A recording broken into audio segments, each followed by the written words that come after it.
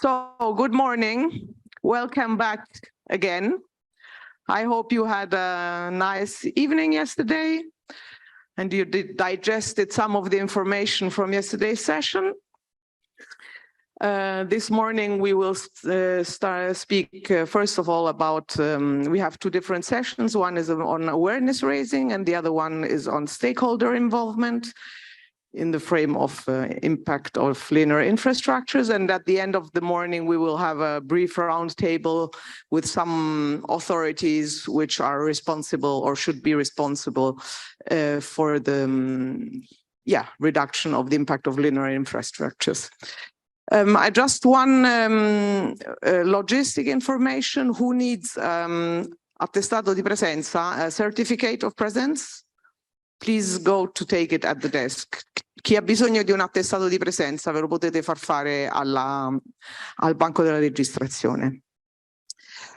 Okay, I'm not going to take more time. I now leave the word to Simone D'Alessandro, from the University of Chieti Pescara. He is an expert, he's a sociologist, expert in awareness raising and sociology. And I leave the word to him. He is actually the one who has coordinated our neuromarketing activities for developing the road information panels, of which we already told you. Buongiorno a tutti, benvenuti, grazie per questa manifestazione ci dà anche l'opportunità di spiegare nel dettaglio quello che abbiamo fatto. Io appunto sono un professore di sociologia dell'Università di Chieti Pescara, ma per più di 20 anni sono stato anche responsabile ricerca e comunicazione della CARSA, che è una casa editrice, anche un'agenzia di comunicazione che spesso ha affrontato campagne di sensibilizzazione in area parco. Molti anni fa, quando ho iniziato il progetto Life Safe Crossing, mi è stato chiesto di non semplicemente ideare delle proposte creative legate al tema dell'attraversamento degli animali nelle aree protette, ma anche di pensare ad un sistema innovativo che permettesse di verificare, monitorare, misurare l'efficacia delle proposte creative. E qui ovviamente faccio una piccola premessa.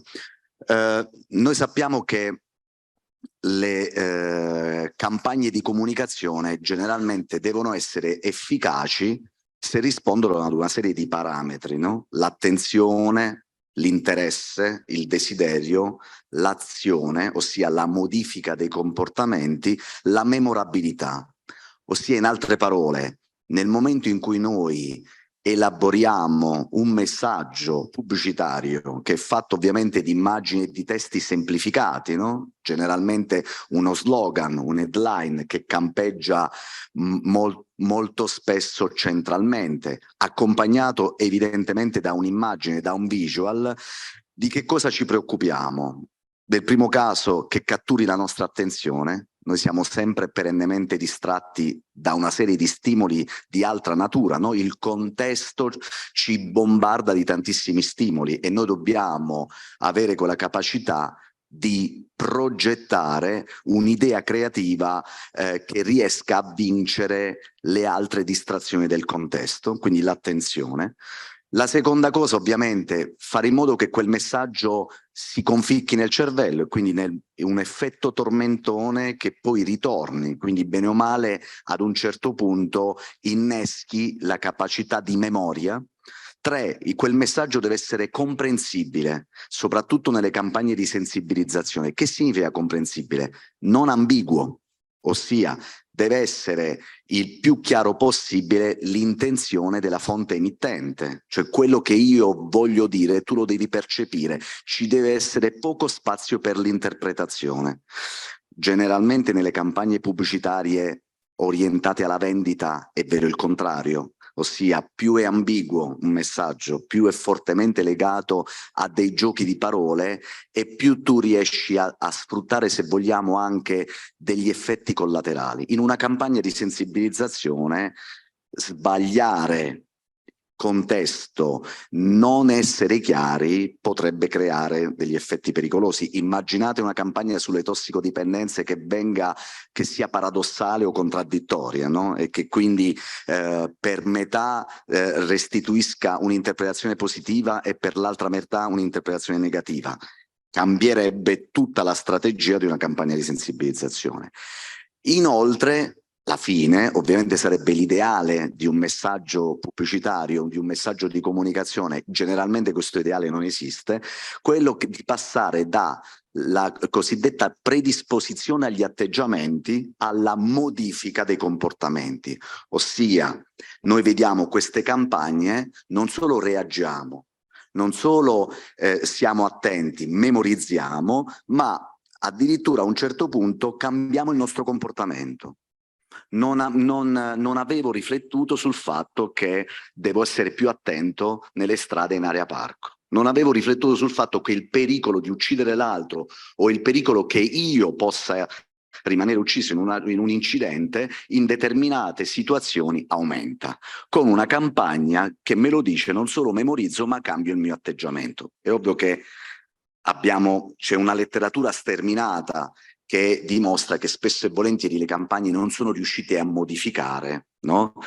I comportamenti. Allora che cosa abbiamo fatto? Voi qui vedete semplicemente la proposta italiana, ma sapete che poi queste proposte sono state tradotte e realizzate in greco, in spagnolo, in rumeno. Tra queste 4 lingue ovviamente c'è anche un'uniformità culturale, nel senso che sono linguaggi neolatini e quindi ci hanno anche consentito sostanzialmente di costruire un'omogeneità. Che cosa abbiamo voluto fare? Abbiamo non solo voluto ideare una serie di proposte creative, ma le abbiamo volute testare per la prima volta con gli strumenti delle neuroscienze. E infatti abbiamo collaborato con una fondazione che si chiama GT Technology, di Milano, che per la prima volta ha applicato le regole del neuromarketing per testare l'efficacia di una campagna pubblicitaria. Questa è la prima volta che è accaduto per un live e quindi si spera anche che possa aprire una nuova frontiera di riflessione. È ovvio che si sta facendo letteratura adesso, no? Però è importante aprire anche questa nuova forma di riflessione. Considerate che oramai le neuroscienze sono entrate prepotentemente in tutte le università, ad esempio anche in Abruzzo, a Chieti c'è un dipartimento di neuroscienze ed imaging che è un'eccellenza europea e che oramai sottopone alla neuroscienza tutta una serie di pubblicità anche dei privati. Ad esempio ultimamente sono state validate ad esempio l'efficacia di alcune etichette per i vini che devono essere esportate in tutte le culture. Perché? Perché esistono delle variabili. Noi nel momento in cui stiamo parlando adesso siamo consapevoli di quello che stiamo dicendo, no? Agiamo anche intenzionalmente, ma in realtà ci sono tantissime altre variabili di carattere emotivo, di carattere non intenzionale o a metà strada tra il passivo e l'attivo, che non possono essere registrati da un questionario o da una semplice valutazione. Ti faccio vedere la campagna di pubblicità e ti chiedo che ne pensi.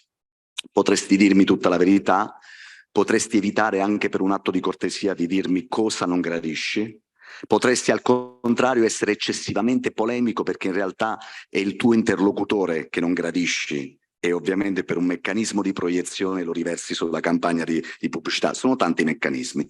Allora cosa fai? Esistono degli strumenti indiretti. L'attenzione, ad esempio, che cos'è? È un processo sia passivo che attivo, ossia quando io vengo distolto da qualcosa, no? Quindi è riuscito a carpire quell'attenzione, è stata la forza di quel soggetto che mi ha portato verso di lui o sono stato io che intenzionalmente sono andato verso di lui? Vedete che anche questo tema è, se vogliamo, anche filosoficamente complesso. L'attenzione è a metà strada tra un processo attivo e passivo.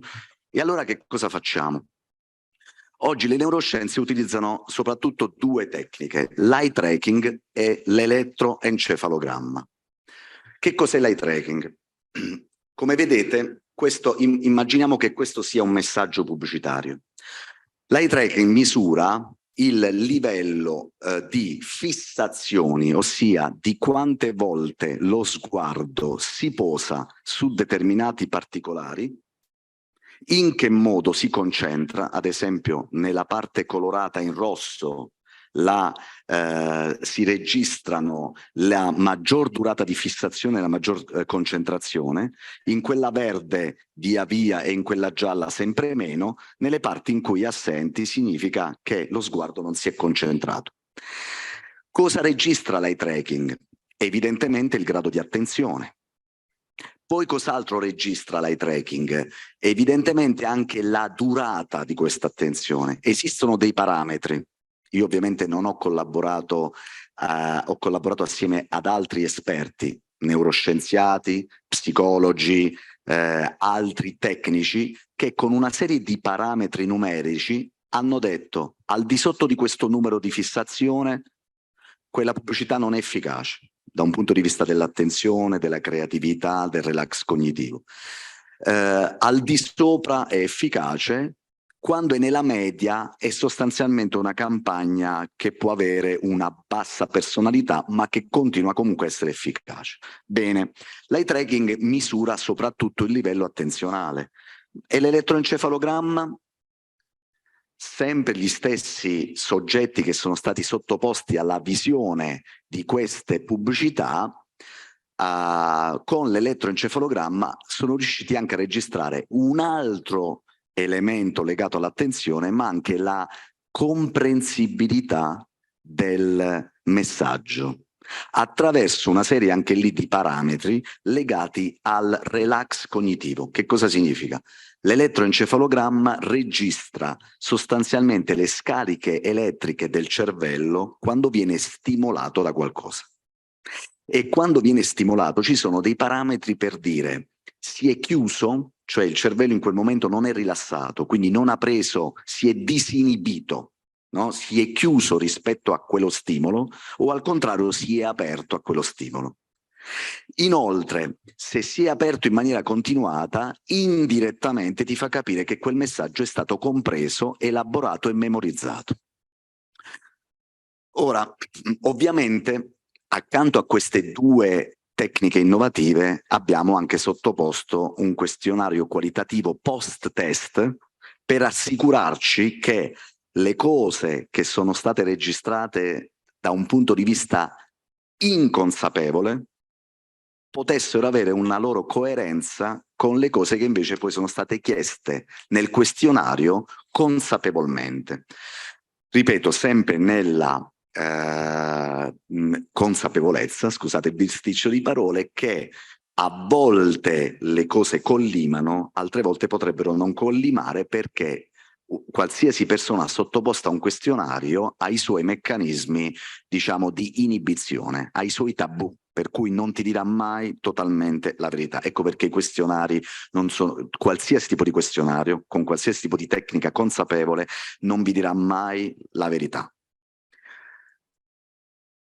Come vedete, queste sono le 4 proposte, in realtà ne abbiamo fatte tante altre, abbiamo sottoposto queste proposte a dei tester spagnoli, di lingua spagnola, di lingua greca, di lingua italiana e di lingua rumena, e ovviamente non abbiamo solo sottoposto queste pubblicità, ma anche altre pubblicità che non c'entravano niente, quelle che fanno letteralmente rumore, anche per capire se, nonostante altre fonti di distrazioni, queste rimangono efficaci.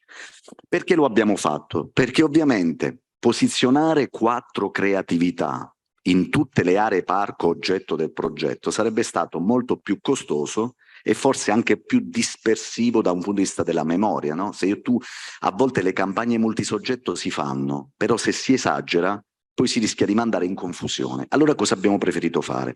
Abbiamo preferito elaborare più proposte e capire quali di queste fossero più efficaci e ovviamente anche capire quali di queste fossero più efficaci per tutti.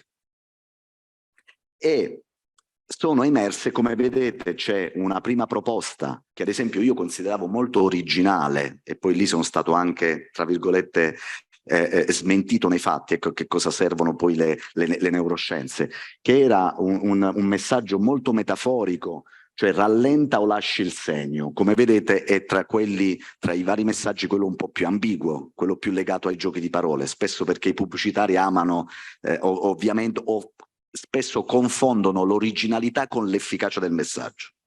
E questa è una cosa che dovremmo apprendere sempre di più, soprattutto nelle campagne di sensibilizzazione. Non è detto che il messaggio più originale sia quello più efficace. A volte la creatività diventa killer degli obiettivi veri vostri, che sono altri, cioè modificare effettivamente il comportamento.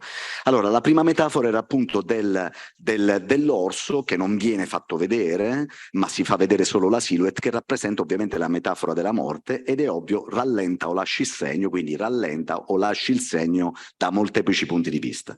La seconda è chiara, una macchina incidentata e un orso, ovviamente posti in una maniera controintuitiva, non è così che avvengono gli incidenti, ma è così che però io permetto alle persone di visualizzare le conseguenze sia da parte dell'uomo che da parte dell'animale. Poi un'altra, anche questa, che ci sembrava originale, ma sicuramente più complessa della precedente, e cioè sala di un obitorio, il piede di un orangotango e il piede di un umano, ovviamente come metafora degli effetti delle conseguenze di un incidente. E infine ovviamente un classico, se vogliamo, un'immagine anche molto familiare di una famiglia di orsi che attraversa e dove tu ovviamente fai pensare ad una serie di conseguenze. Bene. Qui cosa abbiamo fatto? Abbiamo simulato il processo di guida, cioè tutte le persone che sono state sottoposte al test, prima con l'eye tracking e poi con l'elettroencefalogramma, hanno visto queste cose in movimento, perché io dovevo simulare anche il processo della guida, quindi non solo il cartello posizionato correttamente, ma ad una certa distanza, poi sempre più ravvicinata, poi ancora più ravvicinata, per capire se percepivo una serie di cose in maniera corretta e soprattutto come riuscivo a fare caso e a cosa facevo caso, no? Ad esempio, il fatto che i pallini rossi si concentrino prevalentemente sulla parte centrale e sull'immagine è un bene, perché significa che tutti hanno fatto caso subito allo slogan e all'immagine fondamentale e non si sono fatti distrarre da altri elementi. Potevamo avere un altro tipo di risultato. Dura pochi minuti, ma era semplicemente per far vedere un po' anche la tecnica. Fra poco vedrete anche il filmato. Ecco, vedete questa persona, ovviamente c'erano 32 persone, ognuna di nazionalità differente, che vedeva. Qui c'è la prova per la fissazione, quindi tarare lo sguardo per capire come osserva. E poi a un certo punto, come vedete, i frame di allontanamento, avvicinamento, eccetera. E quindi i vari test. Come vedete, qui ci sono una serie di parametri, sia legati all'eye tracking sia all'elettroencefalogramma. Sì, ci sono una serie di parametri legati sia all'eye tracking sia all'elettroencefalogramma. Per quanto riguarda i parametri dell'eye tracking, cosa abbiamo misurato? Il grado di, appunto, di attenzione, di visibilità, ma anche di durata delle fissazioni. Se la durata non supera un certo tipo di parametro, significa che è inefficace. Se si pone invece e supera, vuol dire che è efficace. E ovviamente, come vedete, sicuramente la parte, diciamo, in questo caso, per quanto riguarda questa creatività, è stata molto efficace per quanto riguarda la parte dello slogan. L'elettroencefalogramma misura altri parametri: attenzione, apprendimento, evocazione, semplicità, relax cognitivo, che significa, sempre con una serie di parametri, se sei al di sotto o al di sopra, efficacia in termini di attenzione, efficacia in termini di comprensione, quindi il messaggio è molto chiaro e comprensibile per tutto, evocativo nel senso che quel messaggio richiama un'esperienza familiare. È ovvio che ad esempio in questo caso questa immagine non richiama un'esperienza familiare, e quando richiama invece l'esperienza familiare sei più predisposto alla memorizzazione. Dopodiché, parlavo prima, la semplicità del messaggio, anche qui con dei parametri che vengono registrati dall'elettroencefalogramma, sempre in maniera indiretta, e infine questo discorso del relax cognitivo, quello di cui parlavo prima, cioè sei stato particolarmente aperto ad accettare questa cosa o particolarmente chiuso, quindi predisposto o no ad accettare questo tipo di messaggio. Cosa è emerso? Sono emerse appunto una serie di caratteristiche. Come vedete la prima proposta ha diciamo avuto una serie di mancanze, cioè non ha superato tutta una serie di parametri. Le altre proposte invece sono riuscite a posizionarsi bene, la quarta efficace a seconda poi delle culture. Cosa abbiamo quindi notato? Vi rifaccio sempre vedere le quattro proposte, che per quanto riguarda diciamo il panel degli italiani, le due proposte che hanno vinto rispetto in termini di efficacia, o comunque che mediamente si sono posizionate meglio rispetto a tutti questi parametri, sono la seconda e la quarta, che poi sono state quelle che effettivamente sono state scelte. Ma attenzione, poteva risultare in altre culture altri tipi di creatività, che quindi ci avrebbero indotto a pianificare in Romania piuttosto che in Spagna, piuttosto che altrove, altre forme di creatività. Cosa è accaduto? E questo anche non accade sempre. Ad esempio, cultura greca, hanno scelto le stesse creatività, hanno vinto. Questo ci porta a pensare che ovviamente c'è una comunanza, no? In termini di linguaggio, di evocazione, di immagini, di background culturale. Cosa è accaduto con la cultura rumena? Anche qui queste due sono state scelte, ma anche la prima, quella che altri ritenevano meno comprensibile, ha ottenuto dei buoni risultati. Poi è ovvio che abbiamo dovuto fare una scelta di omogeneità. Però come vedete, in realtà le cose cambiano a seconda della cultura. Ad esempio, in una cultura anglosassone molto probabilmente questo tipo di proposte non avrebbero funzionato. Nella cultura anglosassone amano e privilegiano il dark, il noir, l'umor nero, messaggi non paternalistici, non rassicuranti. Invece nella cultura neolatina prevalgono messaggi rassicuranti, e questo è stato confermato anche da dei test di carattere neuroscientifico. Infine, c'era anche quello spagnolo? Non so perché mi manca quello spagnolo, ma anche quello spagnolo ha scelto questi due e invece ha rifiutato questi altri due. Quindi diciamo Spagna, Grecia e Italia hanno mostrato una maggiore omogeneità rispetto alla scelta di determinati parametri, e questo ovviamente ci ha indotto a pianificare queste scelte. Ora, cosa è importante effettivamente di questo percorso? Perché è ovvio che è un inizio. Un domani non basterà soltanto progettare una serie di campagne di sensibilizzazione, ma dovremmo essere anche in grado di avere degli strumenti diretti e indiretti che ci consentano di dire oggettivamente quello che funziona di più. Sapete per evitare che cosa? Per evitare l'effetto innamoramento. Per evitare anche l'effetto, ad esempio, che a volte il nostro committente ragiona in termini di mi piace, non mi piace. È un grandissimo errore, perché quel mi piace, non mi piace è legato ad una dimensione affettiva soggettiva, magari a delle relazioni che ha con il fornitore con il quale ha commissionato quel tipo di progetto, o magari perché l'idea è sua e la deve difendere. Quindi sicuramente questi strumenti ci possono permettere di avere dei parametri più oggettivi. Concludo dicendo che poi queste, diciamo, nel progetto è stato poi previsto un monitoraggio a posteriori con un campione significativo di circa 700 persone a cui è stato somministrato un questionario, ovviamente persone che avevano visto la campagna e soprattutto a cui sono state chieste una serie sono state fatte una serie di domande.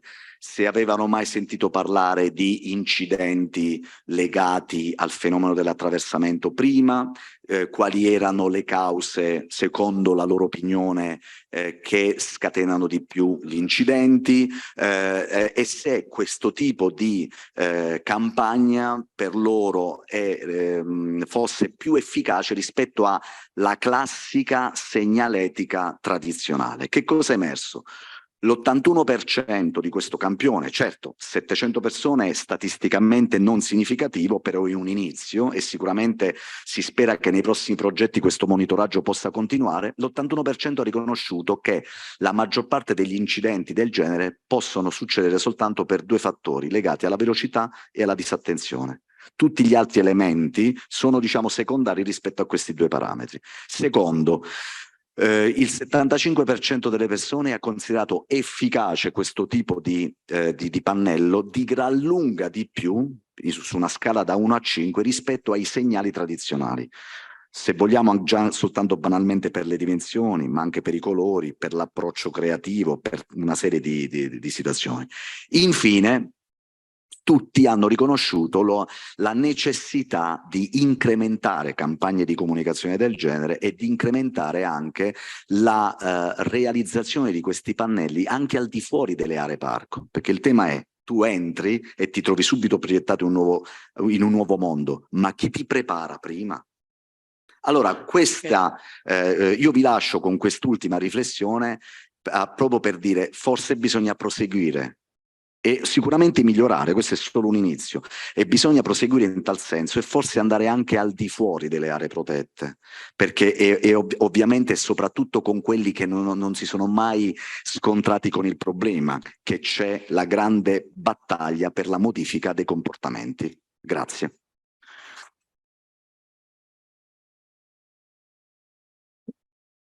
Grazie Simone. Thank you Simone. Molto molto interessante. Vabbè, ovviamente per noi questo è stato particolarmente interessante perché abbiamo avuto un risultato che speriamo sia efficace e insomma è qualcosa che speriamo che poi possa essere utilizzato pure in altri frangenti. Non abbiamo tempo per domande purtroppo e a questo punto passo subito al prossimo relatore. Now I can speak in English again. I give the word to Marcos López Parra from the Junta de Andalucía in Spain, who is going to tell us something about the awareness raising activities carried out in the frame of the Life Safe Crossing project. Marcos, please stick to the timing. Hello, good morning again. In that exposition, we want to tell you about what we think is the way that we can replicate and use all our experience in the Life Safe Crossing project in another project or in the conservation plans for big mammals or everything. So in this picture, we show the actual distribution of the Iberian lynx in Andalusia, and the white points with the black spot in the center is the road kills that we record from, I think the first one is in 1979 to the 6th, to the June in 2023. Okay, it's about more or less 336. I don't remember exactly. And in the left, you can see the number of road kills that we record in the last 5 years. You can see that the total number is increasing in the years. So we have one question to answer this. As I told you yesterday, the human mortality relate in the Iberian links is have two main problem with the roadkills and the poaching. The question is, okay, the roadkills are conditioning the dynamic of population of Iberian links. Okay, it's a big problem, but luckily it's not conditioning the dynamic of the population. As so we showed you yesterday, you can show that the Iberian links population was increasing exponential in the last 20 years. So, but we have a big problem, and the administration that have the responsibility to the management and conserve the wildlife need to find a solution for that problem, or at least trying to reduce the impact of that. So with the Iberian links, we prove a lot of things. This the common things that we everybody do. It is to put a fence in the road to try to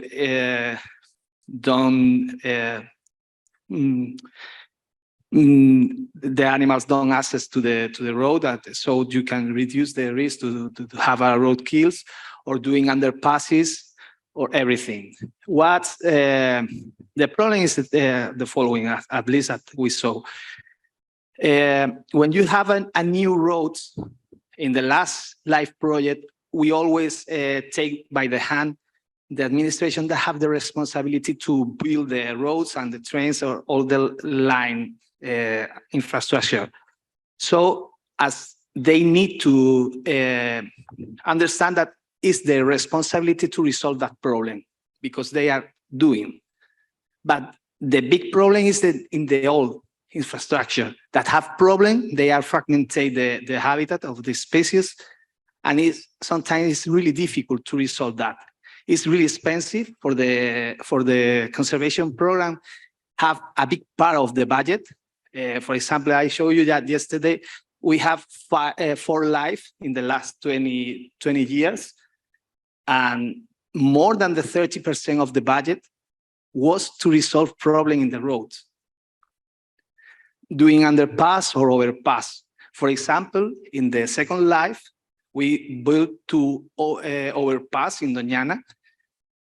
Each one costs near than €1 million in a project that you have, I remember, 30 million.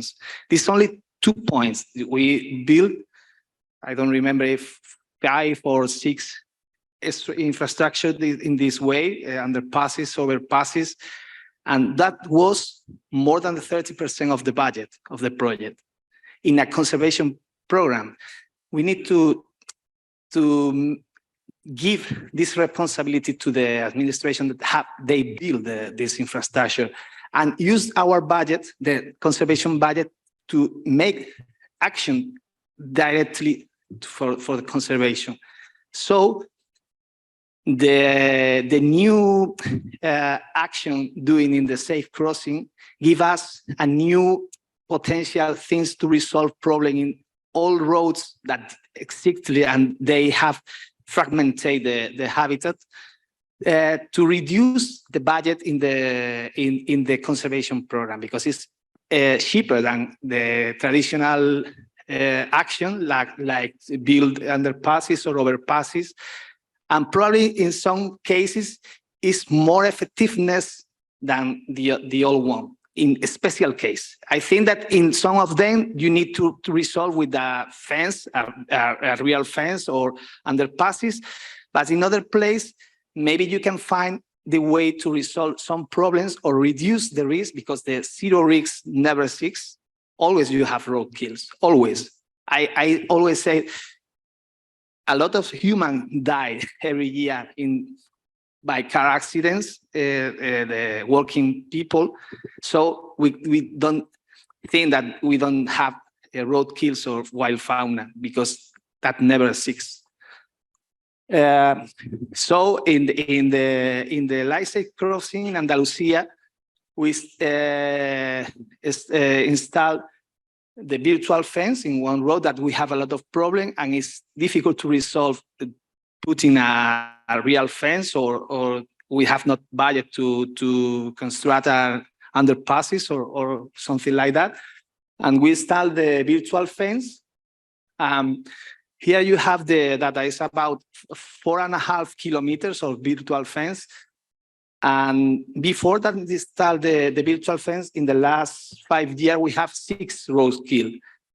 After the installation, we only have 1, and it was in the same week that we installed it, and was in a bend that is a problem that I have with the virtual fence. I suppose that all these new techniques needed to improve in the future, but we thought that is the way, or one way to improve and resolve the problem of the fragmentation.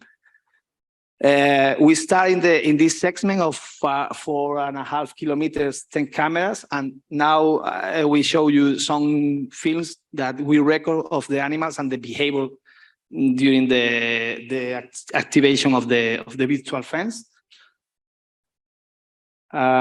Here's the map where you can see the rose line is the segment where we put the virtual fence, and the white point with the black spot is the road kill that we record in this period.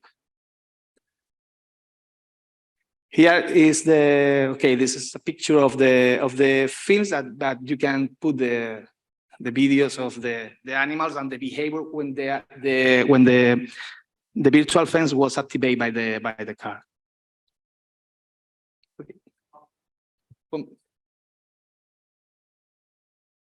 Well, okay, I was talking something.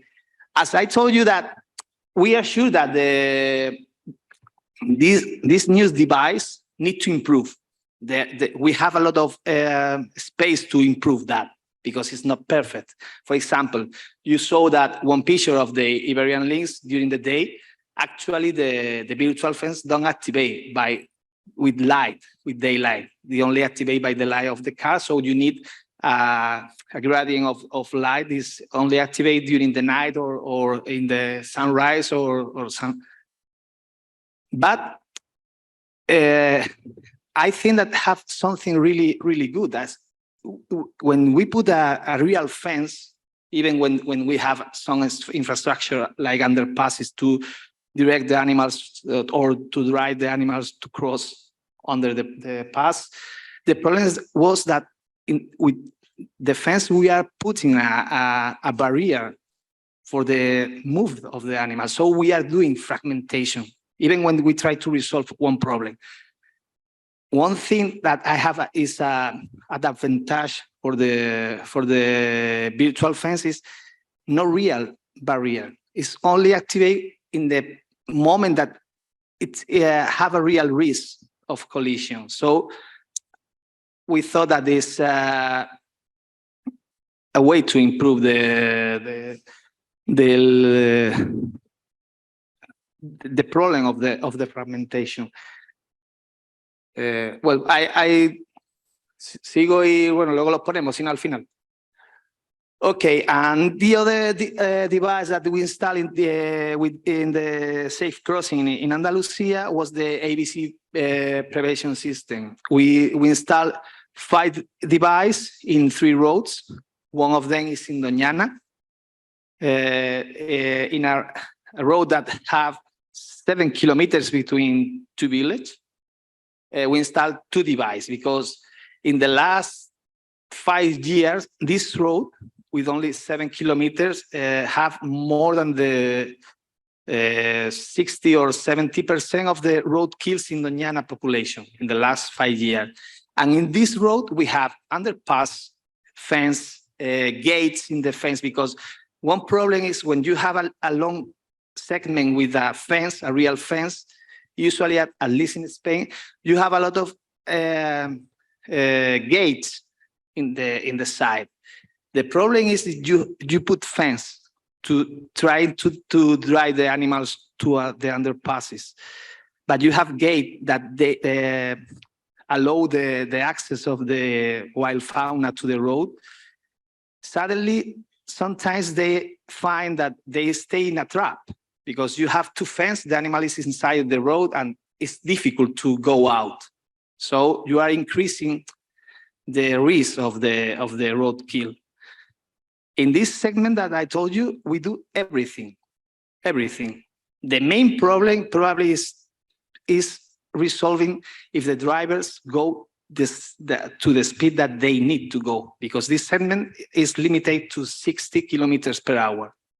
We measure the speed in this road because it's needed to know how to install the ABC system, and the mean of the speed in this segment is over 85 kilometers. We spend a lot of money putting fence, real fence. We are now putting ABC system, but we need that the people assume that they have some responsibility about that, because it's really easy when you have roadkills that every people say, okay, it's a responsibility of the environment administration. They don't resolve the problem with the lynx, with the bears or wolf or everything. But I think that the people have some responsibility too about that. And we need to translate this message for that. Now we are installing the devices that we want to tell you that as we have really confidence they resolve in part of the problem. It's complicated because it's new technology, have some complex to start the setup of the devices. Actually, we are having in this point that we are resolving the problem to start the device, but I'm sure that they reduce in part the risk of the roadkill. So we are I don't know, we have confidence to they resolve in part one of our problem. And as the title of the ponems is the replicability and transfer our experience in the safe crossing to other point. Now we are doing the Live Lynx Connect project in Spain, and as I told you yesterday, the target of the main target of this project is connect the actual population with between them to reduce the risk of genetic drift of the isolated population. But the problem of that is all these animals that need to move are increasing the risk to die by roadkill because they need to cross a lot of infrastructure. So we try to, it's really complex but we try to anticipate for that, doing the circuit, using the circuit theory that we showed you yesterday. We crossed that circuit theory of the movement between the population with the map of the infrastructure, the linear infrastructure that we have in Andalusia, and trying to select the point that we can, in some of them, we need to put a real fence, or maybe we can do an underpass. But using this solution, we can afford or assume trying to resolve more points than if we do it an underpass, because with the budget that we have for Andalusia in the Live Lynx Connect, we only can build one underpass. But with solution like the virtual fence or ABC system, we can try to resolve the problem in more places. You can see all the yellow lines sorry, the blue one is the point that we are trying to resolve with the Live Lynx Connect, proposing install devices like virtual fence or ABC system. And the yellow lines are places that are the remaining population that we can don't afford by the Live Lynx Connect, because you know that they don't pay for the action in places that you were before. but we do with another program, No Life, but using the same solution, installing the ABC system, prevention system, or virtual fence, or other things. So now you can see the red circle is the actual places that we put the ABC system or virtual fence in the Life Safe Crossing project. And the yellow one is the places that we propose to work in the future, in the next year or the next 2 years, using the same solution. And now, to finish the speaker, we want to talk about the importance of the communication. As I told you that we need to translate for the people that they are responsibility to resolve the problem of the fragmentation and trying to reduce the impact of the transport and the roads and the linear infrastructure over the wildlife. So it's important to use the child not only to tell them, okay, we are doing that, even trying to use them as a vector to transfer our message to their parents, because probably they are more effective than us. Because it's not the same that I tell you something, that your son tells you something. So this is the way that we want to work in that way. And you can see we make a lot of things with schools, and they go to the driver school to transfer the message that we want to use to the council of the village. Okay, this is I don't know if we can see the film, but it's a video.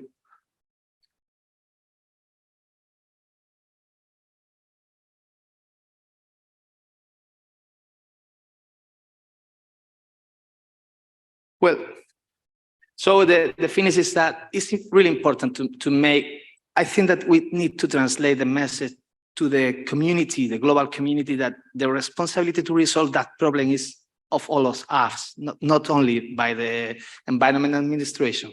I think we need to involve everybody. I don't know if we can see the video.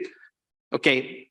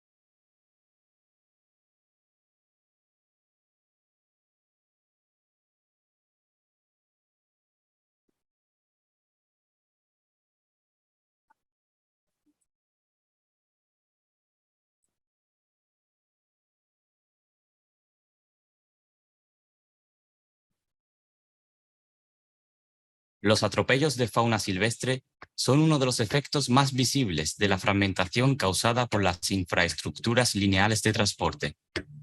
Además de un problema de conservación, también supone un descenso de la seguridad vial al exponer a los usuarios de las carreteras a situaciones de riesgo. Con la finalidad de reducir el riesgo de atropello de fauna silvestre nace el proyecto Life Safe Crossing. La Consejería de Sostenibilidad, Medio Ambiente y Economía Azul, beneficiario asociado de este proyecto, ha instalado en carreteras del ámbito de distribución del lince ibérico en Andalucía dispositivos para evitar que animales y vehículos colisionen, y una barrera virtual con la misma finalidad de reducir el riesgo de atropello de la fauna silvestre. Cuando se conduce hay que estar muy alerta. Toda precaución es poca en la carretera. Nunca sabemos lo que nos vamos a encontrar en la siguiente curva o en la próxima recta. Se han instalado 4 dispositivos en carreteras de Huelva, Sevilla, Córdoba y Jaén, con objeto de prevenir atropellos de lince ibérico en los puntos negros donde se instalan. Estos dispositivos se ubican en el margen de la carretera y avisa a los conductores y ahuyenta a la fauna silvestre con señales acústicas y luminosas, cuando ambos coinciden cerca del punto de la carretera donde está instalado el dispositivo. Para la selección de los emplazamientos de la barrera virtual y de los dispositivos, se han realizado trabajos previos de campo y análisis estadísticos con la finalidad de instalarlos en aquellos lugares donde la probabilidad de atropello del lince ibérico es mayor. Además, el proyecto contempla otra serie de actuaciones de conservación, comunicación y difusión para fortalecer los resultados previstos. Estas actuaciones se realizan pensando no solo en el lince ibérico, sino también en el resto de la fauna silvestre. Además, a reducir el riesgo de atropello, especialmente con las especies de mayor tamaño, ciervo, jabalí, cabra montés, se evitan situaciones de riesgo y se incrementa la seguridad vial de la carretera. Nunca olvidaremos que todas las señales tienen un solo objetivo: salvar vidas. Está en nosotros, conductores, extremar las precauciones y seguir las recomendaciones de la cartelería y señales de tráfico en zonas linceras, para reducir el riesgo de atropellos de fauna y evitar otros posibles accidentes.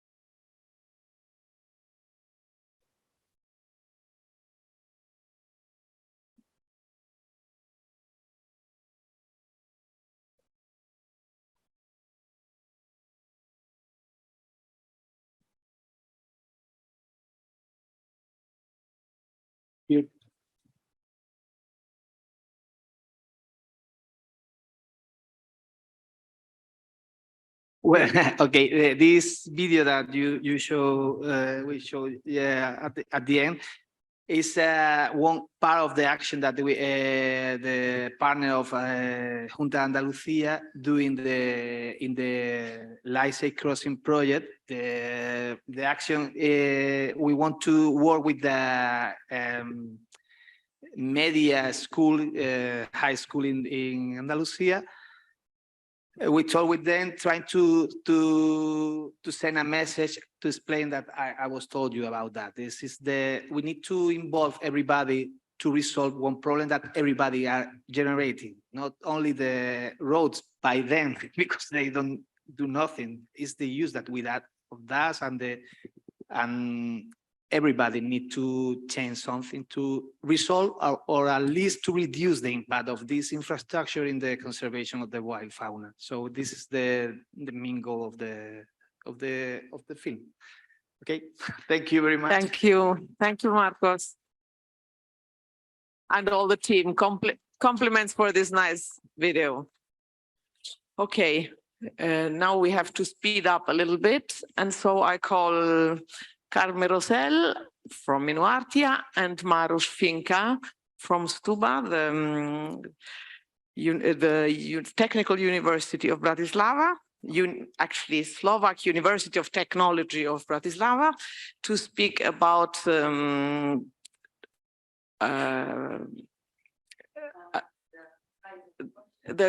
learning hub and an online handbook in the Bison project.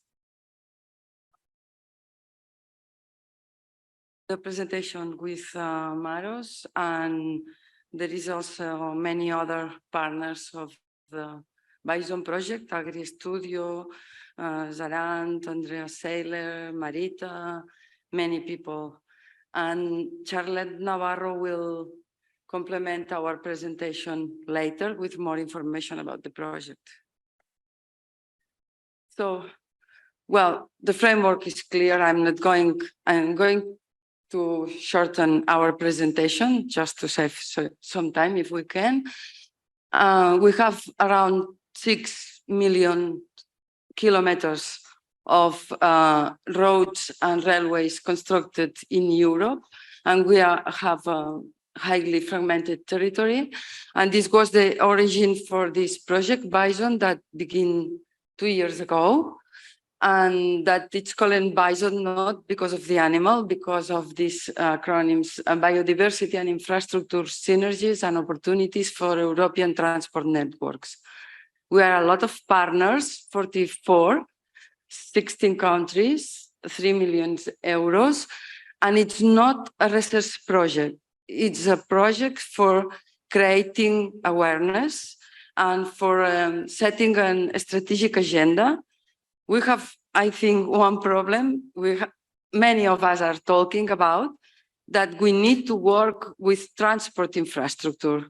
It's not possible that only the biodiversity sector is investing money. We need transport sector with us, and this was the reason for this project.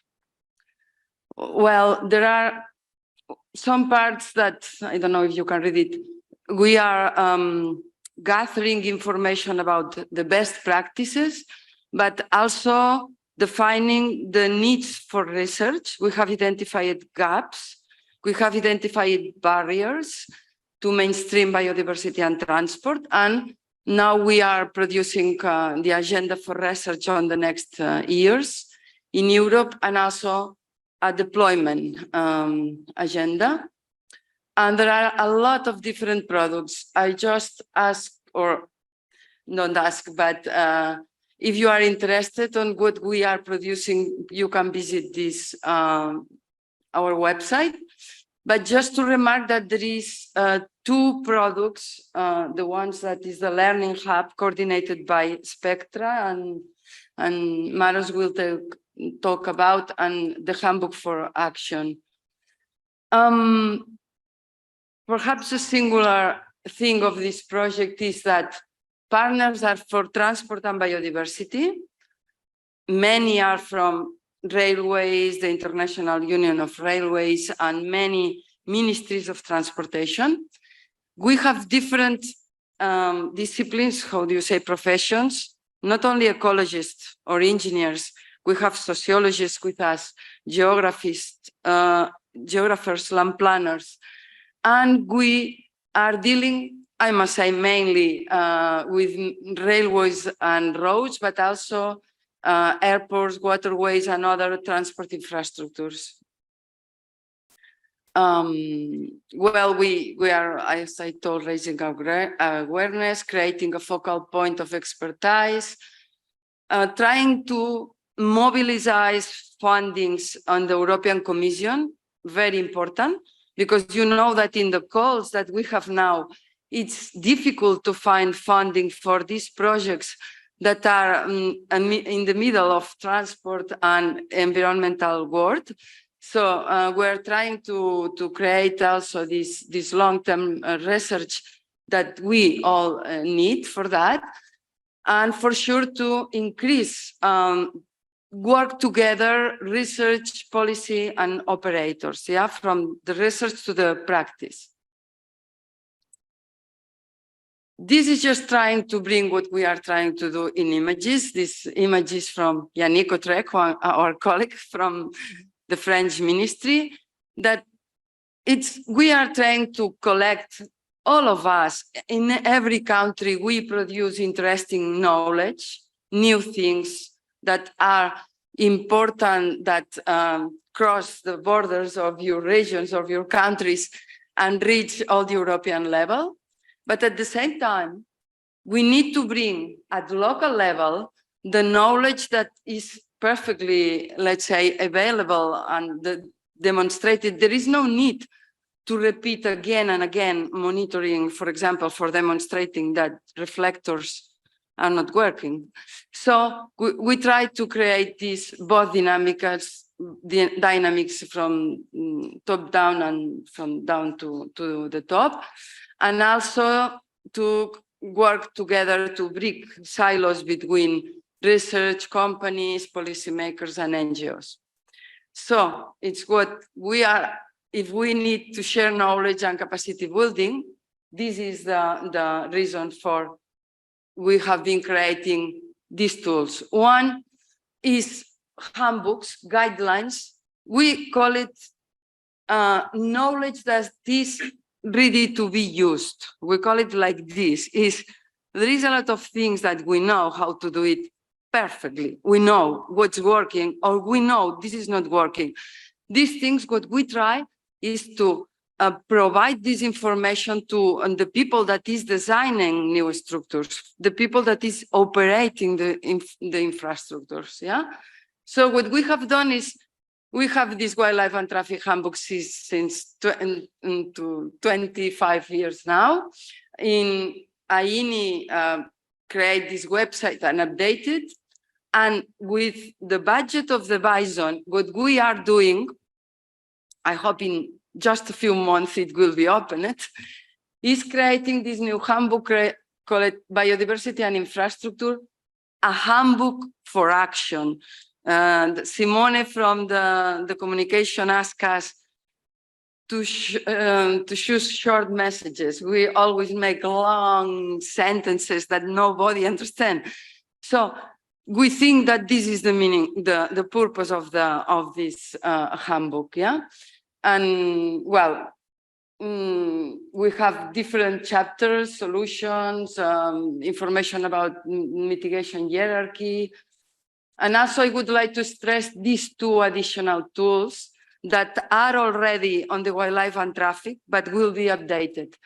A glossary, but it's not only the glossary to know the meaning of the words that we are using. In this glossary, there are some words that we need to know. I will say it in English, but rights of ways is something that all the operators use, is the area that they are managing. For many ecologists, they say rights of way, ROV, what is this? And then the ecologists will say, this is the verges, for example. This is the habitat related to infrastructure. And the engineers ask, what is this? We are talking about the same surfaces using different words. So what we try to do is to construct this common language, and also to provide all the people that is publishing guidelines in Europe and sent us. We upload, there is already a lot in many different languages that is available, yeah? So it's really a portal for accessing this information, yeah? You will have there, yesterday we'll talk about wildlife passages. It's already available, this. We have agreed on the names because all of us are using different names. Sometimes it's the same, an aqueduct, a green bridge, or a landscape overpass. Don't need to fight. We can use whatever we want. What we must know is that what is an aqueduct, or what is called a wildlife overpass. Or yesterday we talked about multi-use overpasses that are used for constructed and designed and maintained for wildlife, but also for other purposes. Yeah, I invite you to check it to see, because there are more types, but this is the more important for us. We, in this new way to try to teach, let's say, or to train, we are using a lot the new images we are producing with the instructions in the image. People is not reading. We saw once and again, and not providing one single solution. No need to fight again on that. There is one solution, one type of reinforcing, but this is the modular fencing, for example, that are using in Germany, Marita and Heinrich provided. Different types, different solutions, all need to be evidence-based. No need to be published, but at least with good reports demonstrating that it can be done, yeah? And the last I want to show you, and I think it's very important, you will find this semaphoric code, very important, because there are some things that has the red point. For example, if you install the fences like this is a red point. The fence is there, but is it working? No. Why? Because it's not really conducting the animals inside. This is the right way to do it. So I don't know if you see, but this is the red point. And we have also chosen to use orange. For example, ABCs and virtual barrier has an orange at this moment. That means it's not exactly demonstrated, but the first results are providing interesting results. So more research required. We are trying to ask, if you use this, please check, monitor, and provide the results. Yeah. Or others, 2 cattle grids. Why this is red and this is green? Well, small detail, but who constructed this one didn't realize that they have leave an open path, for example, for rival. So these kind of things, or disturbances, illumination, what is bad, or what we are trying to make with this new handbook is to evolve more and more, looking for a visual communication, a fast communication again for accelerating, let's say, the transfer of knowledge. And I leave you now. Second part, Madam. Thank you very much. First of all, congratulations. I was very happy to see the output of such successful project. I started to deal with this topic, you will not believe, but 50 years ago, my father was the voluntary co-worker in one of the oldest national parks in Europe, in High Tatra in Slovakia. And that time, as a small child, I participated on establishment the first underpass under the communication, so very primitive one. So I'm very happy to see how the knowledge is going ahead.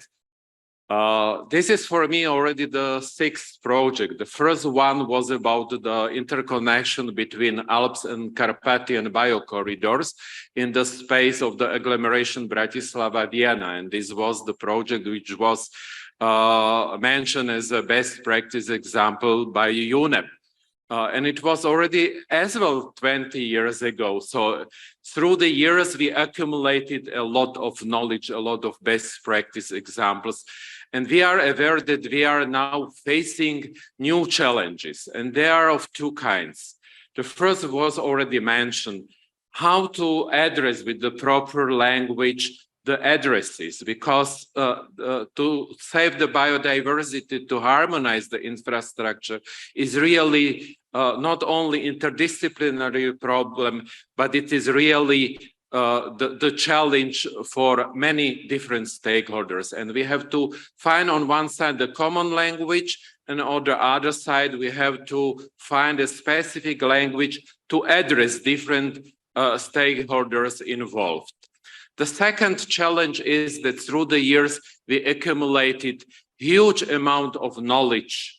And this is really the problem, that we are overloaded by the information. So we have to help to the stakeholders to orient this huge amount of information and to make the access to the proper relevant information for them neaten to their needs, to their capacities to absorb.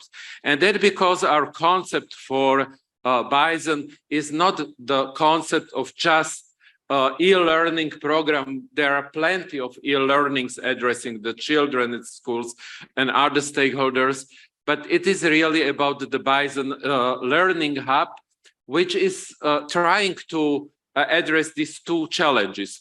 So to make the access to the information easy and to help them in a better orientation. The concept of this learning hub is consisting from these 7, let's say, components. The main page, which is orienting the visitors in what they can expect. The linked repository, which will provide the direct link to the data resources, to the informations, and then 2 main blocks, the stakeholder blocks and thematic blocks. They are, of course, interlinks providing the thematic information for stakeholder groups and common information which is relevant for everyone of them. And then the links to additional information in the specific modules of the e-learning, specific data resources. How does it look like in the practice? You can see the first 6 thematic blocks, and each thematic blocks contain the information which is directly addressing different stakeholders groups, as you can see, starting with the decision makers at the EU and national level via those people at the regional and local level, and then much more precise information for the people responsible for infrastructure management, for planners, designers, so let's say infrastructure professionals. Especially, we are addressing the colleagues from academia, from scientific community, providing the background for their further research, and of course, our important partners from the NGOs and civil society. I mentioned already that this e-learning hub is or has an ambition as well to make the access to the different data resources and information resources easy across different projects. So not just linking the different deliverables from the Bison project, but as well the results from the other project. And we will highly welcome as well to have the links to the outputs from your project. As I mentioned, we have been involved already in a 7th project directly addressing the biodiversity and infrastructural development. One of them has been already presented yesterday by my friend from Romania. And you can see that you can find their direct project, direct links to the outputs which are already providing comprehensive information from particular project. And what is very important is that this, our e-learning hub is not just only the environment in which you can passive take the information, but it's as well the environment in which is working a data platform, the core of which has been created through already mentioned project under the, let's say, supervision of Carpathian Convention. This is this CBIS platform, which is including not only the information as the outputs from the project, but you have here the data catalog, already the maps, very similar maps as you can find in one of the deliverables, the European Biodiversity and Connectivity Map, and then the data from the different projects at the different levels, starting with the local, from, for example, the model areas, very similar to your project, up to the maps which are at the European level produced. The maps are interactive. You can work with the maps. You can as well add to the platform your data. So vice versa, you can use and you can develop this our data sets. So that's about our ambitions for the future. I would like to underline that this platform will not die or will be not finished in the end of June with the deadline of the project, but it will be an open tool for all of us. And I'm inviting you to continue and to contribute to the sustainability of this platform. Thank you very much.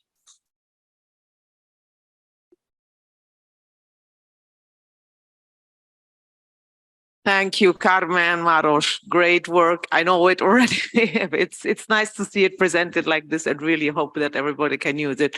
Any questions? One quick question for Maros and Laura. Dice, sa di arrivare il microfono. Probably you said it and I lost it, but this hub for learning hub is available only in English or is translated also in other languages? Because I think that for reaching as maximum stakeholder as possible, language can be an obstacle. Yes, this question we discussed broadly at the Bison events. We have no capacity really to translate all the information to the national languages, but we are trying at least the repository to orient in that way that the visitors can find the information which are in particular national languages. So at least the selection, although we have no capacity to translate everything.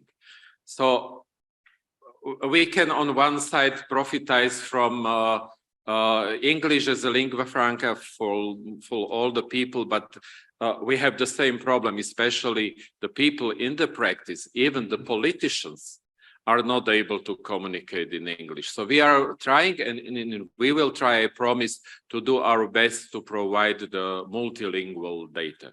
Thank you.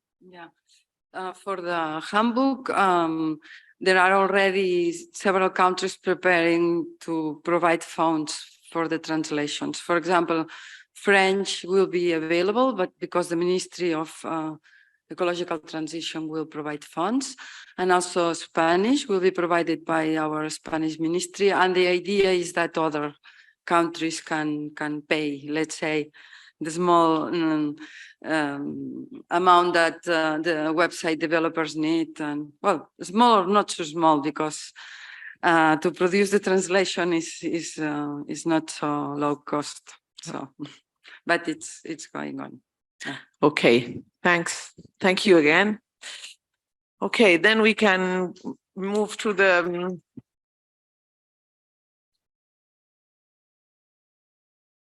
next session, which is stakeholder involvement, although we already spoke about stakeholders. So I call Niki Vumvulaki from the Egnatia Odos, the Greek motorway company. They are partners of the project, but of course it's an important example of how a really important decision maker and stakeholder can really contribute to our objectives. Thank you, Niki.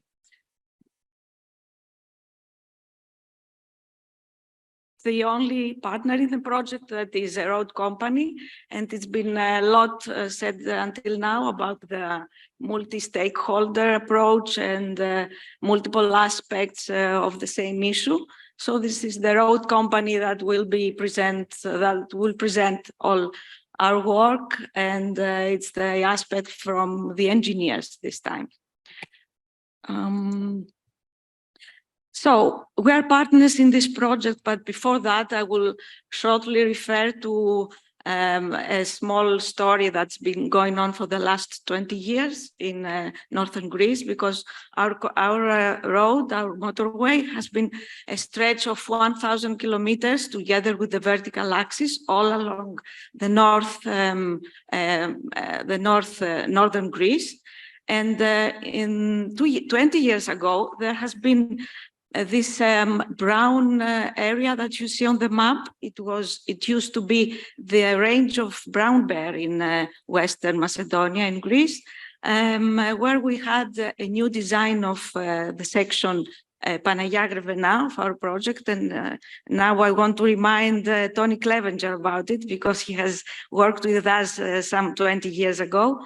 About how those legal implications that we had in this section led to a change of an alignment. We had built lots of tunnels and big bridges, and one green bridge, and special underpasses for brown bears. That cost a lot of money, but that was another story. After that, the whole Egnatia motorway was built together with the vertical axis. So we had problems after the operation, the start of the operation of the motorway. We had a problem with the bears in that vertical axis A29, and that's why, because bears are not kept in a place, but the range of the brown bear has been extended. So we have brown bears with a permanent area in all this section all around Western Macedonia, and also in northern Greece. So we had in existing motorway sections, we had now to be prepared of what we should do, because we started, that is part of the National Action Plan for Brown Bear. We started having problems with that vertical axis A29, and that is the area that it is been extended.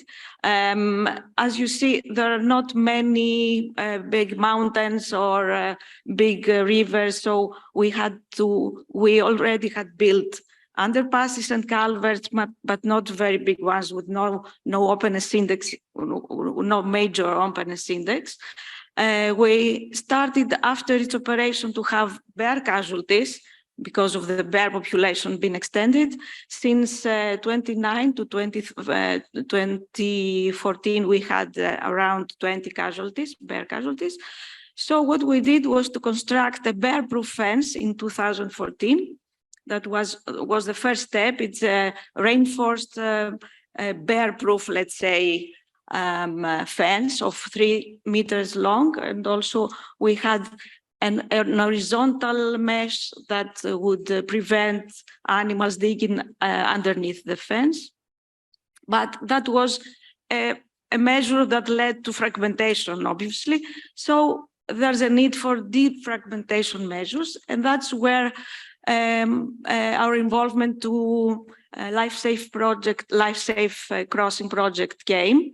This area had about 149 structures that were already evaluated by our partners, Callisto, and we used the Minuartia work with that Carmen had shown yesterday.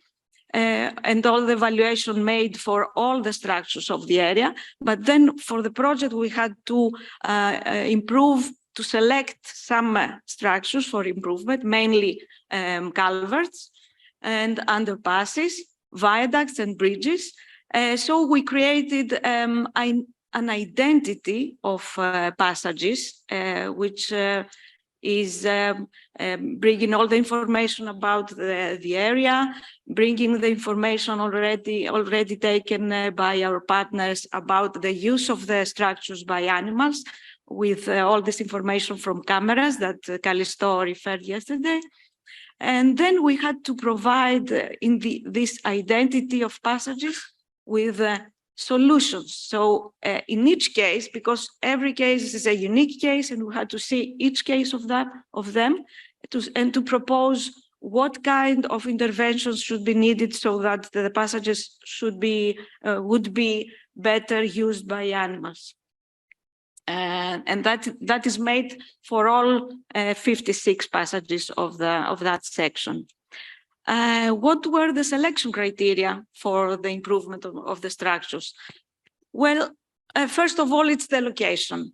We had telemetry data from our partner Callisto. We had available data from roadkills.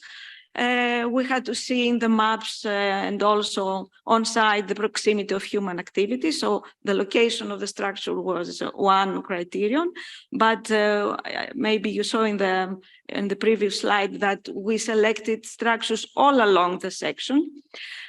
Secondly, it's the use of the structures. It's the data taken by our partners. We have limited use, but critical for connectivity, as the one shown on the left. We have possible use of structures based on our experience.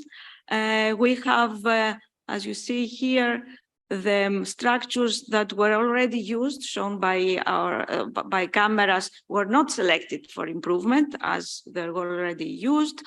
And finally, it's the dimension of structures. As I told you before, the openness index of those structures of the existing section was not very important. So we had to select the structures that we already had.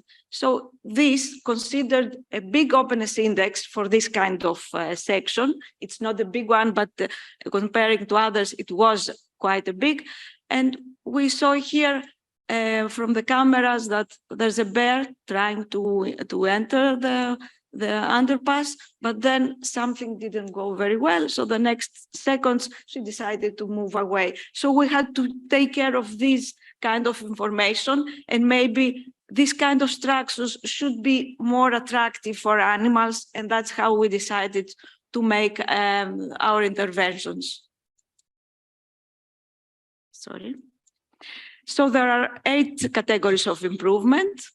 It's the fencing corrections, construction. At first, the proposal for entering the project was to use plantings for making more attractive, to make all the structures more attractive to island, but then to animals. But then we decided, as I told you, case by case, that there were other interventions that should be also very important, like fencing corrections, because the fence that we had put had some problems in specific cases. Construction of ramps, because there are cases where the animal goes into a culvert, but on the other side, there's a shaft for water to get in, so the animal could not get to the other side. Construction of dry ledges when the water was high. Planting, as I said before, light screens, removal of debris that was proven to be a big problem, addition of natural material at the entrances of structures, and pruning, removal of obstacles. That is the first improvement, fence improvements. So we had this case, the before case is this one, where the fence was going all around the entrance of the structure. But then we saw that from here that there was an easy way for animals to go on in the motorway. So we changed the fence, we brought it and brought it to the entrance of the structure. And then we realized that in cases where there are interchanges where animals could get into the road from the interchanges, then this kind of improvement, or this kind of fencing ending would be also very useful for animals if they're inside the road to jump outside of the road. And we've seen that in some cases that animals, if they're trapped, they're trying to see an exit possibility. So this is about fence improvements at 12 structures. This is the construction of light screens at 11 structures. We used this material. We didn't have many possibilities to use something more expensive, so we used this material, which is quite easy to find from the ground of field. From the field grounds it is used, but it's also sensitive to weather conditions, so it's not really proven to be very steady, but it might do some work for the first years. We have done pruning at 13 structures because some trees were obstacles, and we had to even remove trees in some cases, like this one. We used the planting, as I told you before, for 7,000 plants in 42 structures. We also constructed an irrigation system, and the plants will be watered for the first years. We used plants as Cotinus and Spartium that would not attract birds, so that we didn't have bird accidents on the road. As mentioned yesterday, I think from Carme, it's also useful to have to create an access to smaller animals also. So we added natural materials, woods and rocks at 9 structures. Then we come to the construction of dry ledges. This was a super important job that we did. This is the before situation, where the water is really high in some structures, and we use these cages with rocks. After the after situation is this. So this is a dry ledge that leads the animals to the other side. Another kind of ledge, of dry ledge, is this one. This one was like that with some pipes, but we put all these materials so that the animals would use it. Here's a bigger structure that we used the dry ledges in both sides. And that's another situation that we had, where one would say that it's a big bridge, animals would cross very, very easily. But in that case-by-case study, we saw that animals were coming this way, and then they didn't have the opportunity to go to the other side because water is running at the edge of the structures. And sometimes we had even animals trying to cross from underneath the motorway. So here we created this dry ledge at the end of the structure, so that the animals would use it to cross from here to the other side. That was also a very good job that we had. Then we had to remove debris in 30 structures. That was also a big work, because we've seen, like this one, there was a structure that we had seen animals trying to cross from the other side, but then here it was too narrow, so the animals couldn't cross. And that's 100% success, I would say, because here we didn't have any cross, and now we already have mentioned in the camera that was used ex post monitoring, that we have 8 crossings in this structure. And then we found out other crossings in the area that were really blocked with soil, like this one. This was not shown at all here. It was an old structure. So we had to see where this came to, what the other end was. So it was proven to be right here. We don't know if it will be used by animals, but we had a great job done here. It's like constructing a whole tunnel over here. And we had this case with blocked by water, but we had seen many cases of bears trying to move from the other side of this structure. And we created this corridor for the water to go away. Then it's construction of ramps. For me, this is the most useful, I think, intervention, because you heard yesterday about how many movements of animals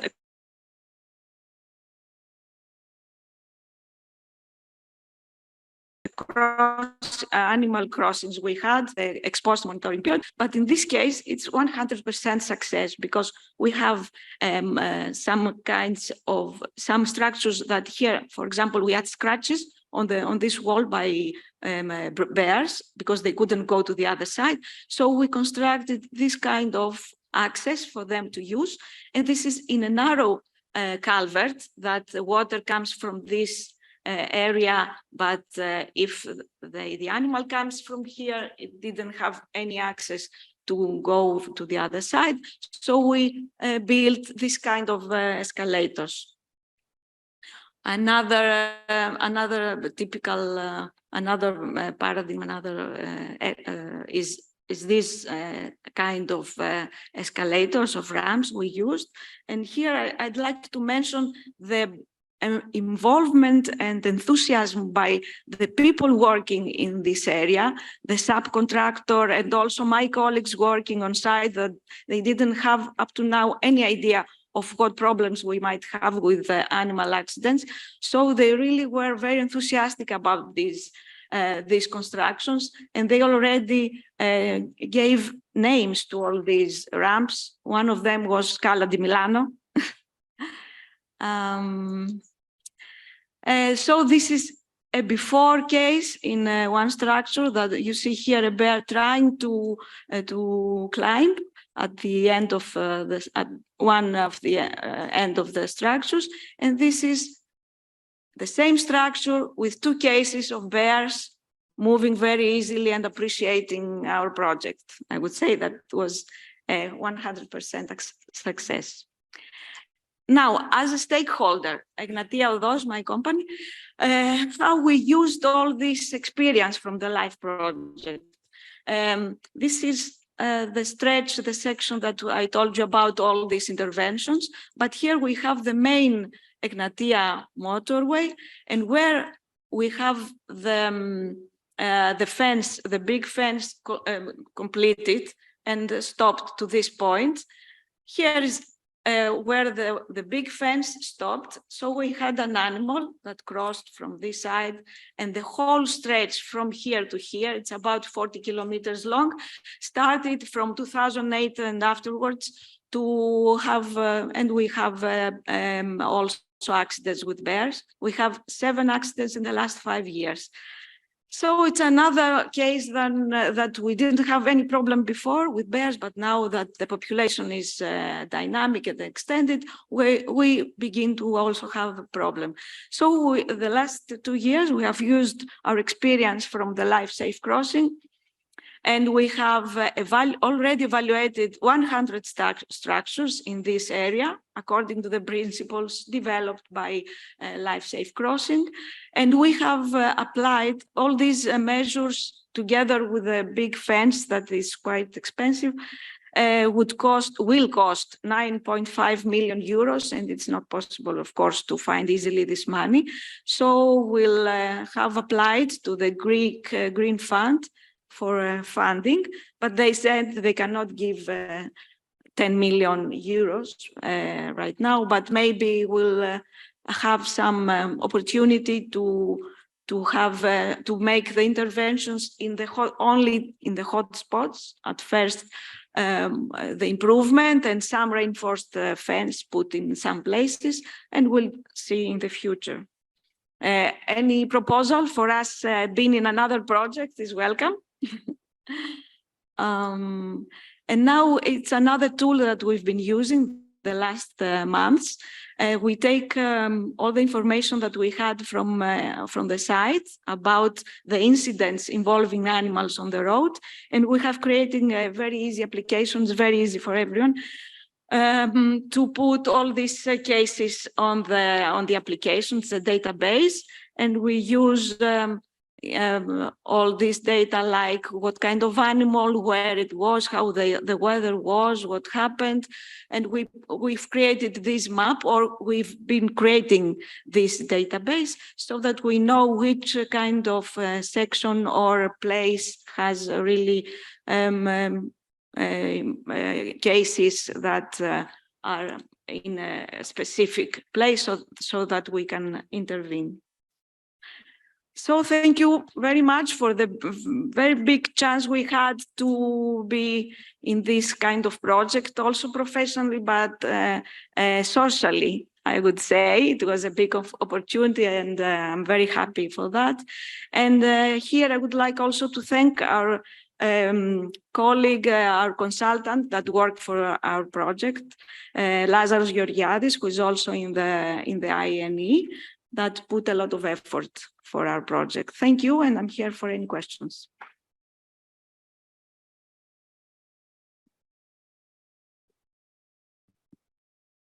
Thank you, Nikki. Great presentation. Very nice to see these results. Maybe one very fast question, because we are really quite late. Nothing? Okay, then Nikki, thank you. That was really a nice example of a key stakeholder which can really make a difference. Okay, now then I call Charlotte Navarro from the Fondation pour la Recherche sur la Biodiversité. Sorry for the pronunciation. And she is going finally to present what the Bison project is, of which you already heard some things. Okay. Buongiorno. Bendice. So my name is Charlotte Navarro. I work at the French Foundation for Research on Biodiversity, which is a science, policy, and civil society platform created in 2006 to promote research on biodiversity. I am involved in the Bison project in the War Package 2, dedicated to communication, dissemination, and strengthen the partnerships with other colleagues of the FRB. So I would like to say also that I am in charge of the Executive Secretariat of the IENI Association that you may know, which is an association created to promote a European sustainable transport network. One of the main activity of the IENI, it's a biannual international conference. The last one took place in Romania. It was organized by Zarand Association, represented by Radu here. And the next one will be in Prague, in Czech Republic, in September 2004. It will be organized by the Nature Conservation Agency of the Czech Republic, in cooperation with the Czech University of Life Sciences and the Transport Research Center, Brno. So please save the dates. Thank you, Annette, for inviting me to replace Yannick Autré, which is also a colleague of mine from France, which works at the Ministry of Ecological Transition. He's also involved in the Bison projects and couldn't be here because he's preparing the final conference, which is in 3 weeks now. So I've put the QR code if you want to join us online. It is also possible. On June 6th, you will have the main outcomes of the Bison projects presented. And on June 7th, we will have a stakeholder engagement day co-organized with the SIP, which is the Sustainable Infrastructure Partnership of the United Nations for Environmental Protection. And we will also have field trips on 9th of June and a Young Researcher Day on 8th of June. So please, you're welcome. So briefly, my presentation. I will present briefly the Bison project, which was presented by Carmen Rossell at first. I will talk about the stakeholder engagement process, which is in the process of assessment in the moment. And I will talk about the elaboration of the strategic research and deployment agenda that is one of the main product of the Bison project. And then I will present the first conclusion of a great report that was done by our partner in the Bison project, which will find new tools to optimize the funding on research for infrastructure and biodiversity. So, as Carmen mentioned earlier, the Bison project is a coordination and support action, H2020, which has 4 aims to identify research and innovation needs for biodiversity mainstreaming in transport infrastructure, make infrastructure more performant and reliable, detect the methods and material that can be used by different transport modes to mitigate pressure on biodiversity, support European member states to fulfill their regional and international commitments for sustainable development, and develop collaboration among European member states to become political leaders on jointly addressing biodiversity and infrastructure challenges. The Bison project is organized between 3 main work packages, which will develop tools like Carmen just mentioned before, the online handbook. Marita presented the European defragmentation map yesterday. Maros is leading the task for the e-learning platform. And we will have this strategic research deployment agenda that will really pave the way for the funding of research on biodiversity and infrastructure. So, and we have Work Package 1 and Work Package 2 that really are transversal. To fulfill this objective, the Bison Consortium is counting on the support of an advisory group, which is composed of 36 organizations, of which 4 are European association and 1 are from the international level. We have 15 organizations from research. We have 8 organizations from civil society, 7 infrastructure operators, 4 national transport infrastructure administration, and 2 professional associations. And they represent 13 countries. This is above our 46 members that are really producing the outcomes of the Bison project. We have this advisory group, which have for role to provide external expert advice to really support, to ensure that the Bison project support a multimodal transport approach, and that the Bison outcome meets the needs of the end users of the outcomes. They also support the project in the dissemination of the results, and they contribute to the project's exploitation strategy. To engage the stakeholder in the project, we proposed 3 levels of engagement, which are inform, consult, and involved. So inform is the first level. The stakeholder receive the information at the very beginning and at the end. They don't react. The communication is really on one way. It's the first level. The second level, it's the middle one. Here, the stakeholder provide opinions, information on research, good practice, experiences for the work packages. And the third level is involved. In this level of engagement, the stakeholders are fully engaged and then provide resources, data, and reviewers. So the stakeholder, through the advisory group, have been engaged from activities, from via the evaluation of the project outcomes, and they will be engaged also in the dissemination of results. And they can choose between the different level of engagement. We have provided them a roadmap of activities in order for them to have a good overview of the different activities that took place within these 3 years. So this engagement process is under assessment, and we will have a deliverable on this if you are interested in the process. Okay. One of the main products of the Bison project is the elaboration of the strategic research agenda that was elaborated with a strong methodology that consists to collect the expectation and the proposal from the stakeholders via a large survey and a literature review. Then the Bison partners analyzed these results and they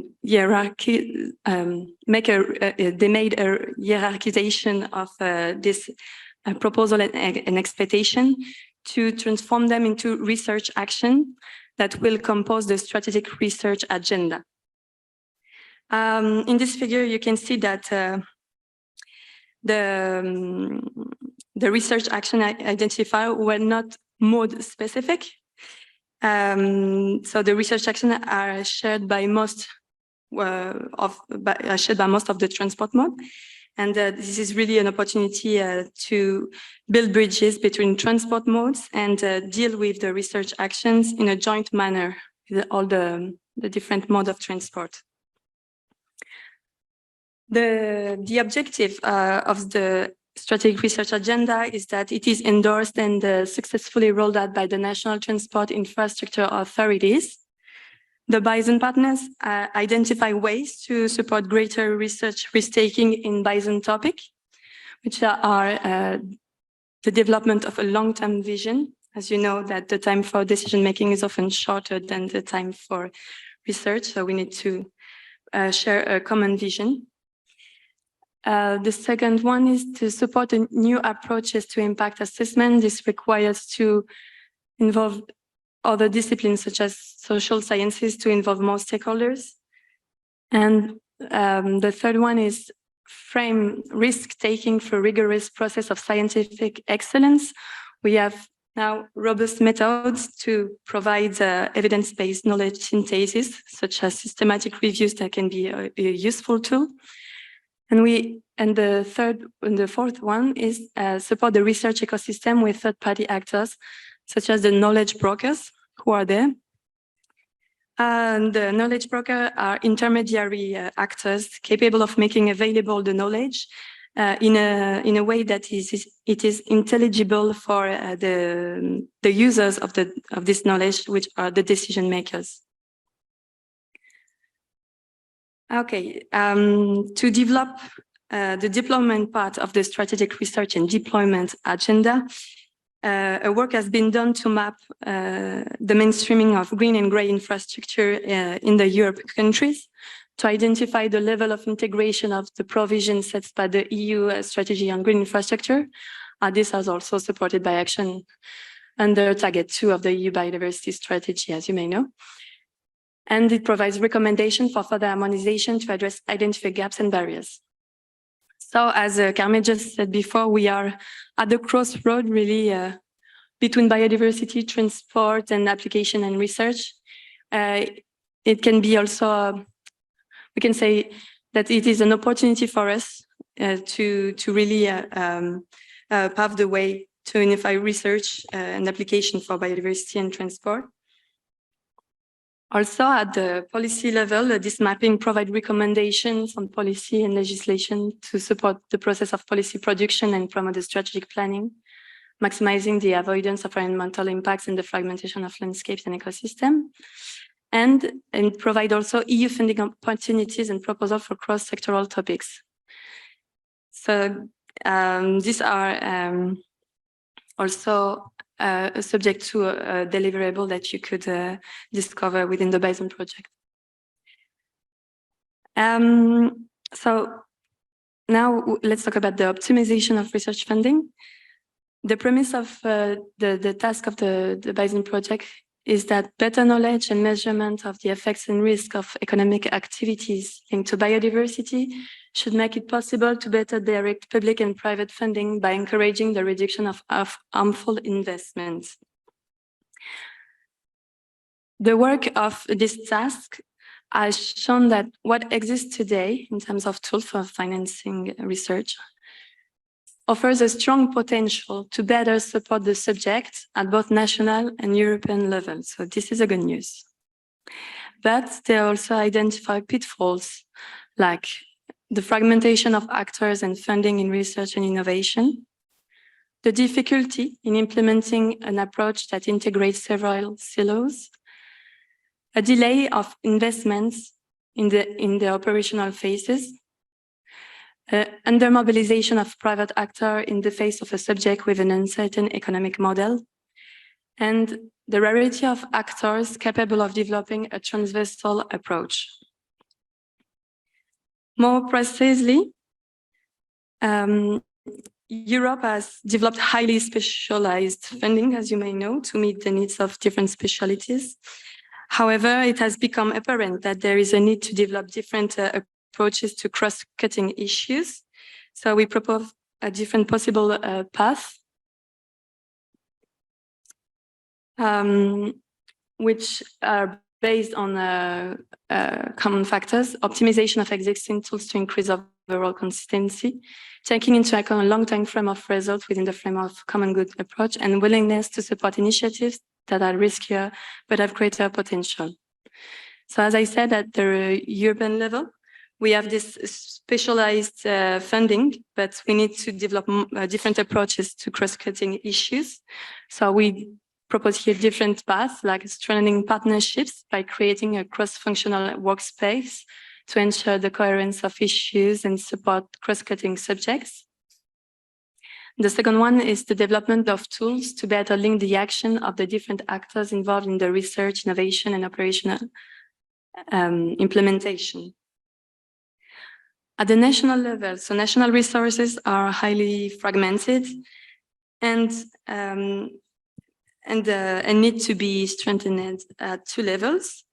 So it can be the support by the support of the role of resource centers and centers of expertise, such as in France, we have the CEREMA. In Germany, you have the BAST, for example, and in Spain, you have TRAXA. That can be really centers that really support essential cross-cutting research or innovation on the subject of infrastructure and biodiversity.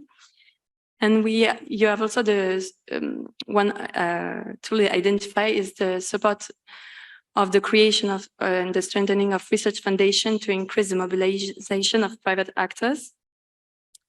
Those foundations have become key players to support private companies and coordinated private funds. At the transnational level, so a key issue in the financing of the research and development and innovation is the transition between national and European level. So the first point identified is strengthening of language-based cooperation, such as the Dutch, Germany, Austria, Switzerland, and NORDFU, Denmark, Sweden, Norway, Finland, and Iceland. This issue was raised just before talking about the e-learning platform. this is really those cooperation really offer a synthesis between national specific and transnational issues, allowing to overcome language barriers. So it's very interesting, and I think such initiatives can more easily carry a joint call. The second one is European professional or institutional networks such as CEDR and CER that are very directly able to optimize the member investment in the subjects. The strengths relies in their specialization and the central role vis-à-vis the public authorities. And then you have the support of transversal research networks such as FEARL or EAME, originally created in the 90s to address the common needs of Ministry of Transport and Biodiversity Management. This association can play an increasingly central role as knowledge broker. Like centers of expertise, this network can better coordinate public and private actors in an approach that is optimized both financially and in the point of view of knowledge production. So all the references can be found in the Bison website. Once again, I invite you to the final conference to see all the results of the Bison project, which will take place from June 5 to June 9. But the Bison outcome will be presented to the wider audience on June 6, and the stakeholder engagement day will take place in June 7. So once again, I invite you to come. And grazie mille e grazie per avermi ascoltato.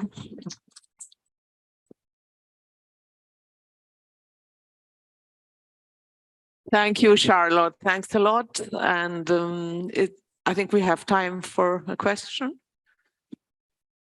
Any questions for Charlotte? Well, then I'll be around also. Yeah, and we invite you to, at least online, participate online at this conference. Okay, now we have the coffee break. Since we are quite delayed, I would propose to shorten it to 15 minutes. So we are back here at 5 to 12.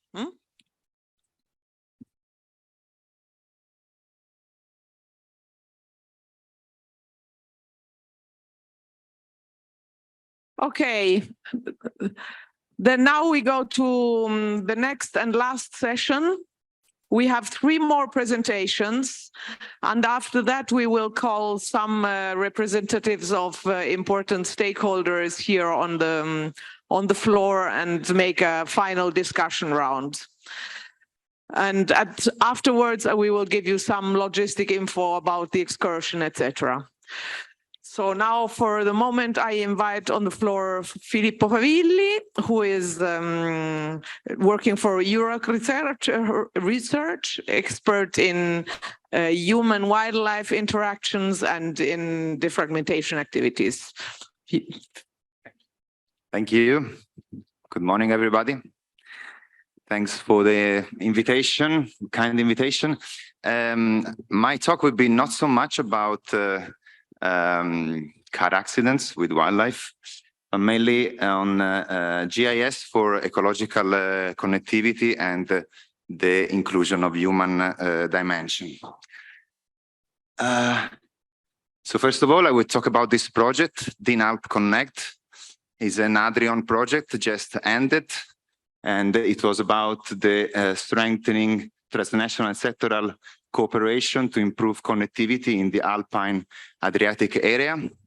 It was actually the first project who wanted to explore connectivity in this area of Europe, which is really very important for biodiversity and also to respond to climate change. Yes, so just briefly, these are the work packages. We want to valorize agriculture and forest landscape for their potential for connectivity. And I will show you our GIS approach with the end of having a strategy to improve connectivity through the Dinaric Mountains and their connection with the Alps. Then we have we have developed action plans for each pilot regions to promote connectivity on transboundary level. Our pilot regions are always transboundary, and this has produced specific action plan for each pilot region. And finally, we have built a capacity network of stakeholders in transboundary pilot region, especially related to pro-biodiversity business, so how to really enhance this presence of humans and the economy, not without an eye on biodiversity, in order to have a network of these pilot regions. So this is the area, just briefly, 11 partners from all the countries in this area. We have these 4 pilot regions between Italy, Slovenia, Croatia, Bosnia, and Albania and Greece. Each one has a different focus. So we asked our stakeholders in the area, which is the main topic they want to explore related to connectivity and human-wildlife interactions. And as you know, so you are really sometimes even more experts than I am, but connectivity is not only ecologically, we have to think about the cross scale, about social and ecological interactions. And that's why it's very important to involve from the beginning the local stakeholders. So we have, as I said, we have involved the stakeholder already from the preliminary stages of this project, and we have asked them to identify, so we have made a SWOT analysis in their pilot region about ecological connectivity, responding to questions on how connectivity would impact on their territory and lives, look at the future potential of the area to promote human-nature coexistence, and then also identify ecological, social, and economic issues and plan changes that may affect the enhancement. Due to Corona crisis, we had to do this workshop mainly online, but this actually didn't decrease the value of these meetings. People were really involved and want to participate, and we have seen this in many other projects. So the more you involve people, the more they feel that decisions are not given from the top, but they are part of it. They want to be part of it. And we have used especially a local moderator. This is also a very important thing that we have seen in previous projects. We have done the moderations even in countries, not Italian, I mean, not in Italy. But we have seen that people feel more at ease with the local moderators speaking their own language. And I don't know, they feel more relaxed. And I think we need more relaxed people while discussing these kind of things, because many issues can come. And so we also need people who can really moderate the reactions of the stakeholders. I will show you briefly our spatial model approach is done with the Continuous Suitability Index. It's a GIS model for connectivity developed already more than 10 years ago in an Alpine project called eConnect. And then this has been improved in several other projects, mainly in the Alpine area. And we moved it also to the Dynaric. It's based on these factors. To these factors, these are evaluated, these are numbers, take it like that, between 0 and 10. So their suitability for connectivity. So we give values to these, then there is an easy calculation that was decided by experts. So this has been done by us at the table to define which factor could be more important. These, of course, create a final value, and we have divided the results in 3 main areas. So the strategic connectivity areas, so having this value between 8 and 10, more than 8, and the areas more than 100 hectares are the first areas, the core areas, so ecological conservation areas. Then the SACA 2 are development areas, so those areas which are still good for connectivity, but needs some measures to make them SACA 1, and then the SACA 3 are the barriers, so those where we have to intervene. These are some results. So you can see that this approach has identified many conservation areas, and you can see some areas, especially not EU, have smaller areas, and our model don't see them, while others like Italy, Slovenia, Croatia, Greece have bigger areas. And then we have seen how much of these areas are protected already. And there is a great amount of it, around 80% already protected in the European countries. But this is not what happens in not EU countries, especially Bosnia, Montenegro, Albania. And through this, we have created this network of all the connections between the SACA 1 areas, giving some values about the best path and the distance, and to create, in the end, a north-south connection. So our aim is how to have a corridor between the northern SACA up there and the southern one. Then we have made an assessment of the threats in these areas, especially related to highway threats, urbanization threats or not threats.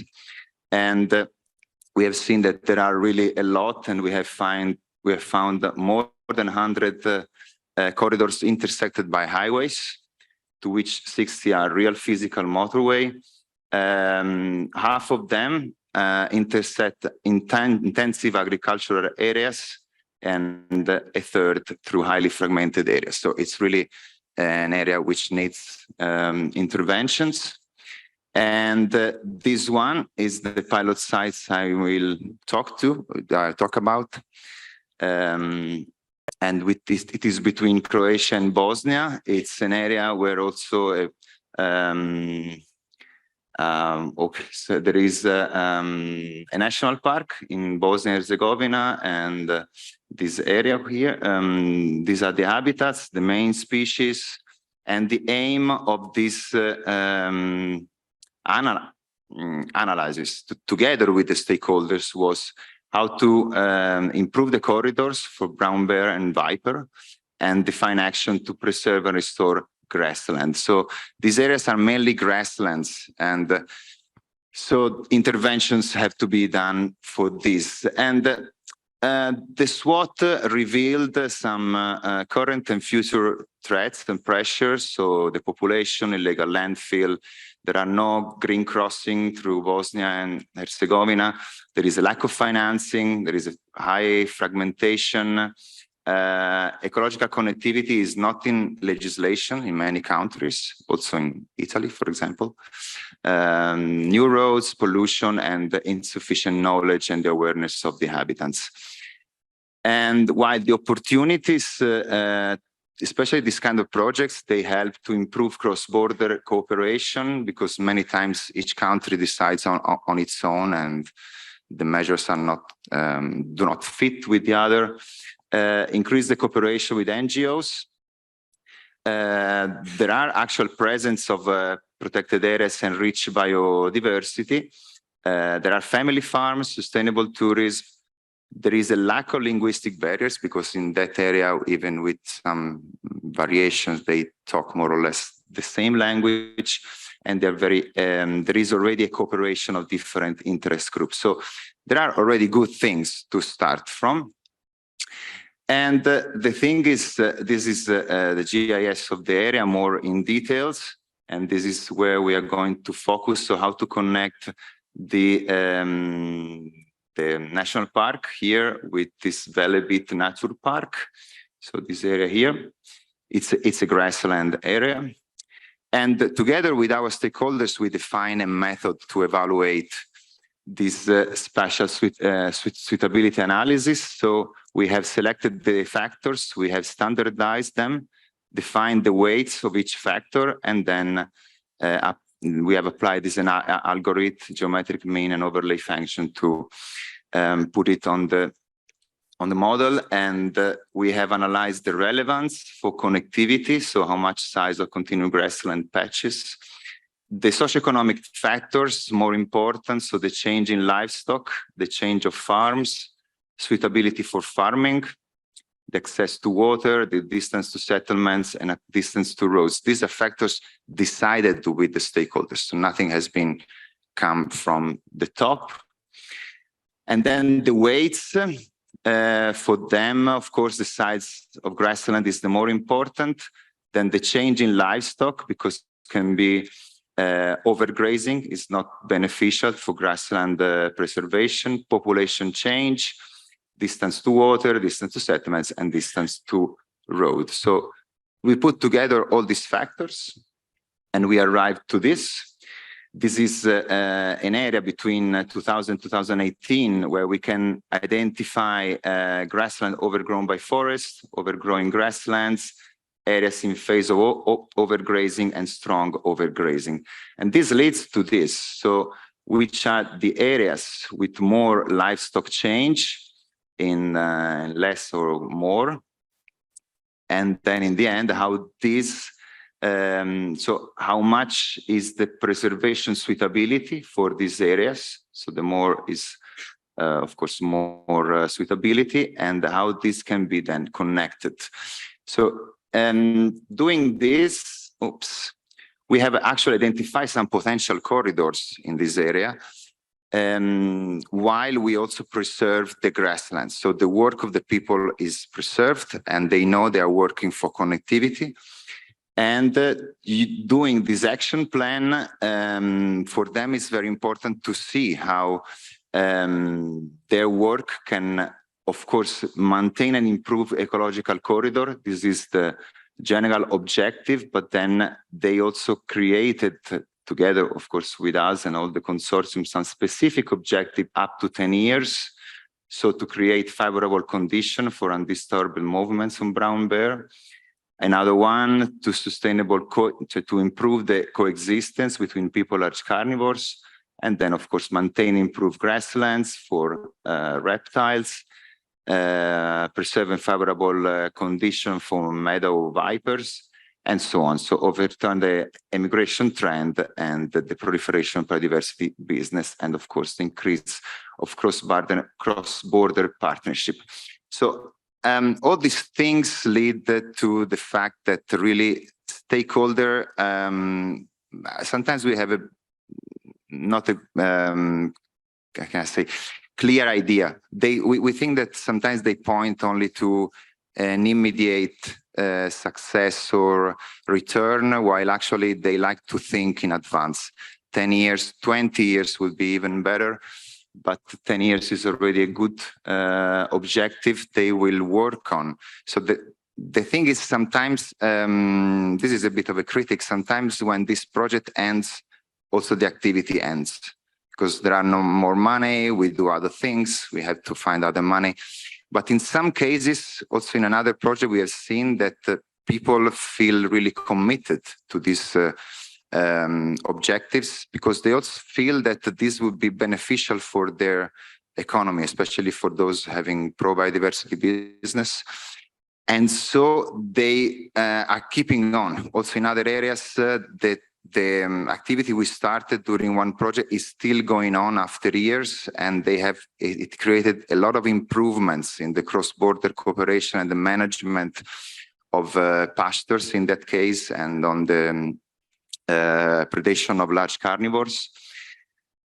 So the thing in the end, just to be clear, is that the GIS analysis is not enough for connectivity. You have to put it together with the social impact and the economic potentials. So involve people and see that connectivity is good for their environment, but also for the economy. Of course, case by case. Stakeholders have to be involved from the beginning. All the actions locally have to be inserted in a bigger picture, but we know this, we say from ages. The use of maps helps a lot because people understand much better. it's important to create different scenarios of development. So not giving only one option, but making people think about different options that can be done and discuss with them measures and the outcomes. And also, of course, the capacity building of the actors. That's it. I think I was in time also, maybe. Yeah, and so thank you. If you want to know more about the project, the NALP Connect, it's there. Thank you very much.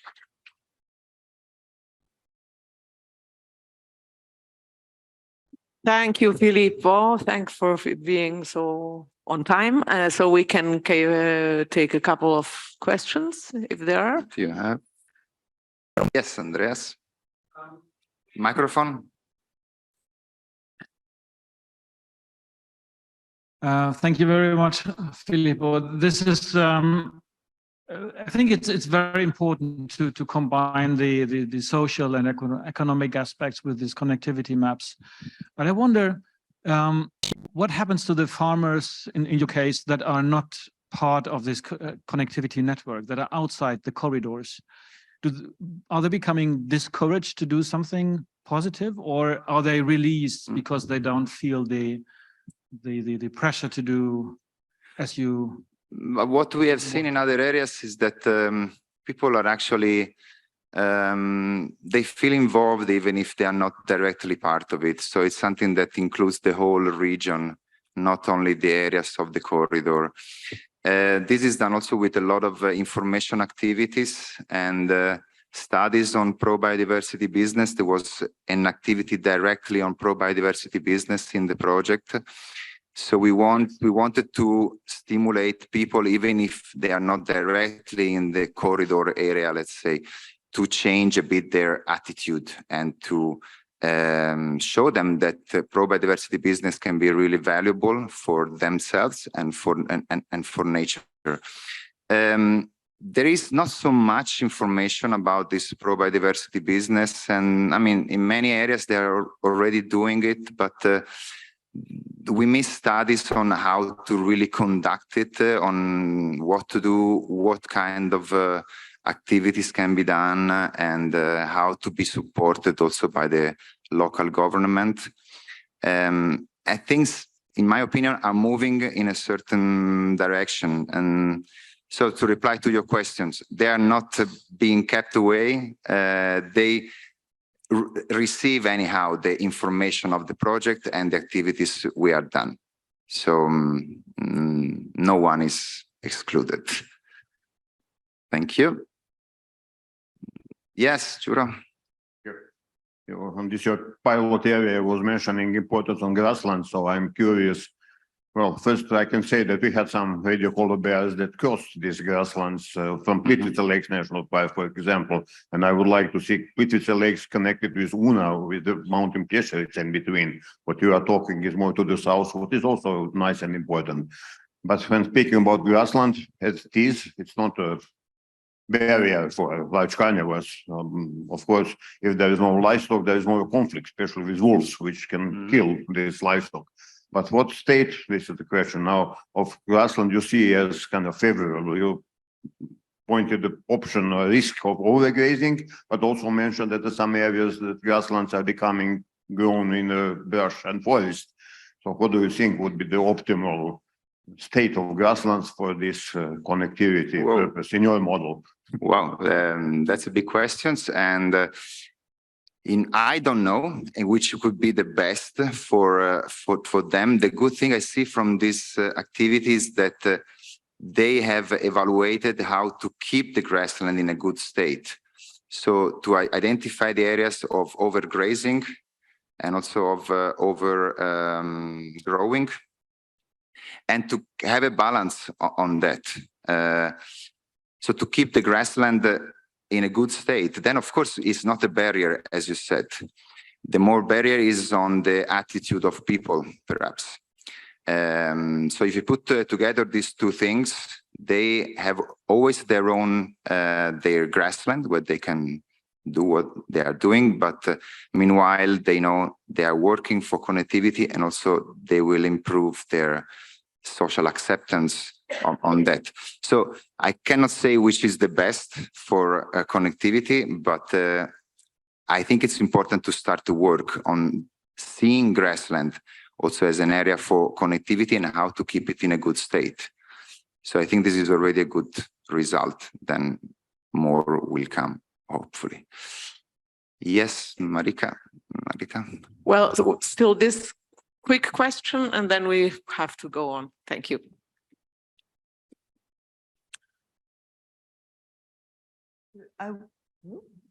I will only underline this because in Germany, we didn't bring the grasslands in our concept because we had so much. That was in 2008.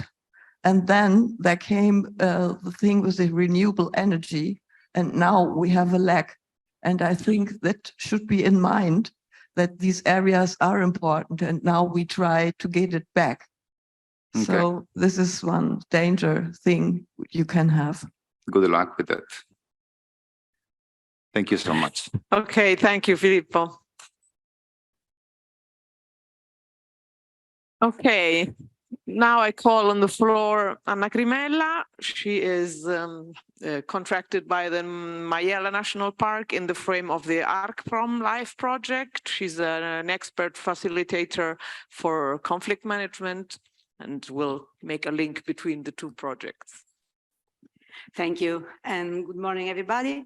We are glad to be here also to speak about the connection between LIFE projects that we think it's very, very important to organize an action that is whole and concerns everything and complete. So the LIFE ARC-PROM project is focused on the need to find actions to that brings to a better coexistence between humans' activities and presence of the bear. The project is conducted by the Majella National Park and WWF Italy here in Italy, and 3 other national parks in Greece and Callisto that you met before during this meeting. So I'm not speaking of the project in details because there are a lot of actions and is not important now here, but I wanted you to show that the first conservation action is the stakeholder analyzed. Oh, there is a mistake. Okay, sorry. It's not just the stakeholder analysis, but the stakeholder engagement. And we are working from the bottom. So in each involved territory, this works has been conducted. We worked on a double fields, a local platform of stakeholders that is representative of the complexity of the local community and the engagement of people. Just 2 words on the participatory approach we used. It's the classical theory of change that probably everybody knows. That is just a logical framework that allows stakeholders and the organizations involved to identify the long-term objective of in this case, for a better coexistence, and conduct them to achieve them by identifying the action, the better action, the best action to reach. So I have to say that this project is not finished yet. So we are a little bit more than at the half of the road. I would like to underline the context in which the safety theme emerged, and it emerged very strong along all the process. On the left, you can see the category of stakeholders that we involved or we tried to involve. And for any of them, we contact a lot of people. So our stakeholder map now counts more than hundreds address and contact persons. But usually during the platform, we have from 20 to 30 people participating. But we are quite happy about this because they are very representative of the complexity of the community. So administrations at any level. In particular, we try to involve municipalities affected by bear damage and surveillance bodies that are the bodies that do monitoring actions and has data necessary to the process. Veterinaries, Association of Beekeepers and Truffle Hunters. These are very, very important for our process because they are in a different way really engaged by the theme. Once because they are the actors that could be more damaged from the presence of the bear, and the truffle hunters share with the bears a very important habitat. And so they are really participating with a lot of people and are very good stakeholders. Farmer Association, tourism operators that operate inside the Majella National Park, Environmental Association, organization that provide environmental education services always inside the park, and Hunters Association. Here you can see two different ways of working during the participatory approach of the stakeholder. We have plenary section and we have other moment of working, active working for any of them. Unfortunately, we met completely the COVID period. So anyway, we could work always with the mask. It was not simple always, but anyway, when the safety theme emerged, by the beginning, this is the synthesis of our work concerning the challenges for the future. So of course, it's in Italian. Sorry, I didn't translate everything because it's too long. But I just wanted to show you how our first work concerned the identification of what stakeholder would like for their future to function better than now, on the themes of coexistence, of course. What we asked, what do you want to do better in the future for your own territory? And also, which are the challenges for the future? So they worked alone from the beginning, tried to put on this piece of paper their thought, and we tried then to cluster them to identify the main areas for the next work. So I just wanted to show you this part. Sicurezza means safety, and it was a very big area of our work. We also tried to prioritize the clusters, and these themes was really important for us. So once we defined the main areas of our works, we tried to define objectives and target. So we had a vision. We now knew where we wanted to go, and we tried to work in thematic tables on the main important aspects. So one of these was the thematic table on road safety. As the Majella National Park was working both in the Arcmont project and the Life Safe Crossing project, we asked the reference of the safe crossing to come and explain. Annette, you are here, or you were here. Thank you again. And we tried to work on that theme, asking the people not to focus only on these themes, because we already had another project on this. Okay, this is the poster that they produced in this thematic table. The title was Roads and Wildlife, More Safety for All. And differently from the other tables, we asked what do they want to explore more. The participants put their attention, they asked why are the dynamics and balance between man and wildlife altered in these years, and why do bears get closer to human settlements, this in general, not only concerning the roads. And the very big challenge is how to improve the sensitivity of drivers. And in the next passage, we maybe have an answer for this. We asked them to focus on the problematic issues, and these are the answers. So the bear often is considered a problem for drivers and not vice versa.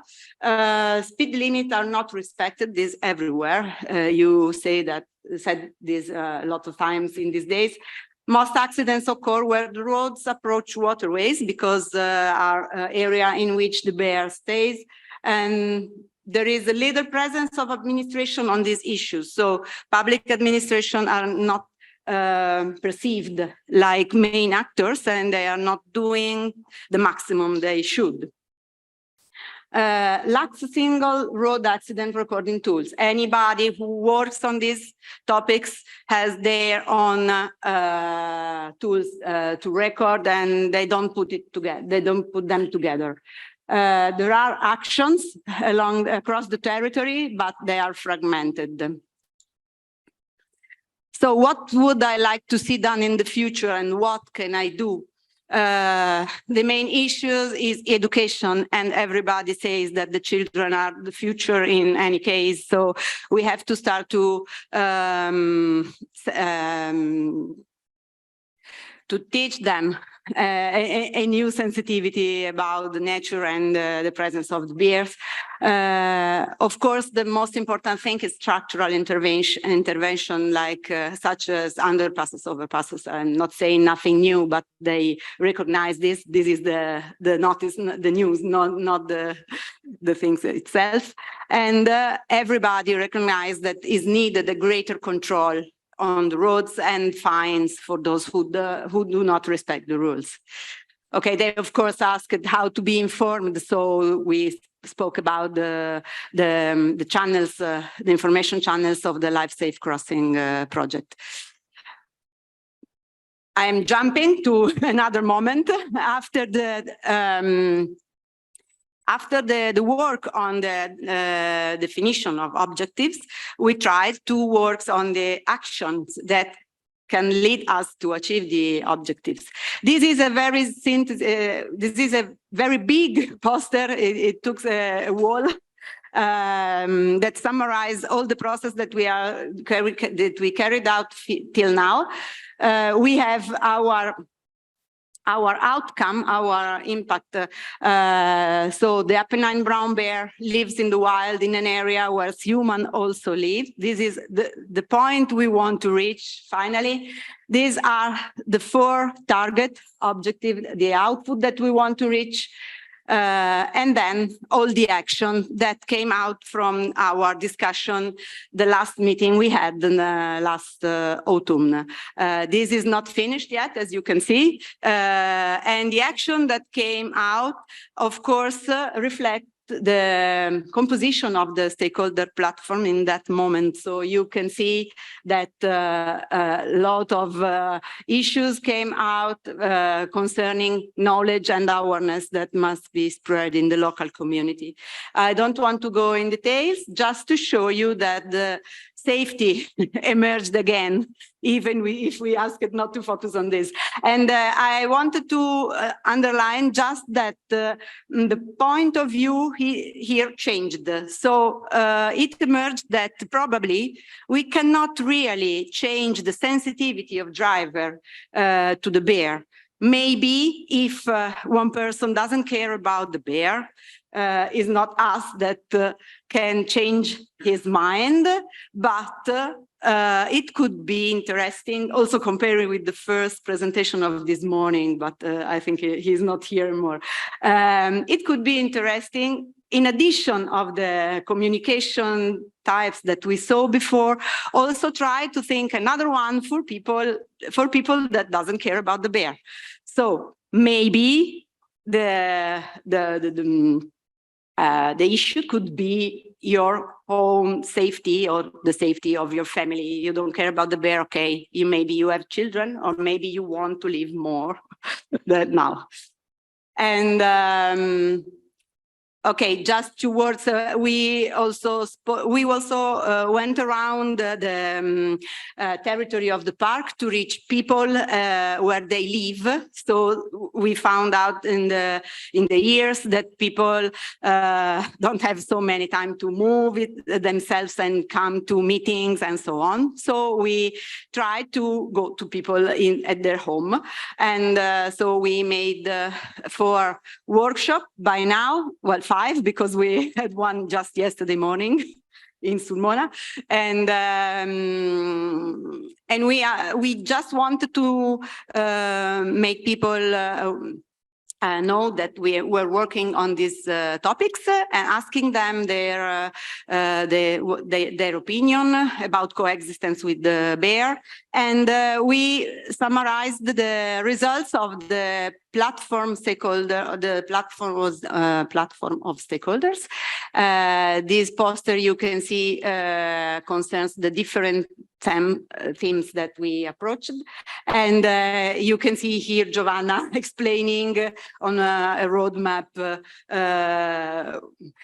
the theme of the safe crossing. And stop. Okay, what's next? Now we are trying to work at an action plan.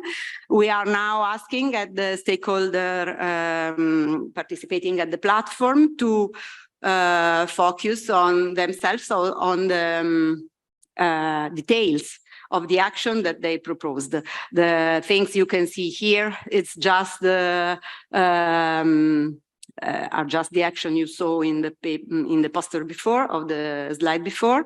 Now we are trying to find out if we have other action missing by now, or if the organization that are participating how can they contribute, and if someone is missing, who is to involve the detail of the action, and very important, the priority. So is this action very important to me or not? And we would like also to know if we can start in the short term. We still have more or less 1 year and a half of project, and we really would like to improve the actions by now, and some others leave them to the afterlife period. I think I've been short enough. Okay. Thank you very much.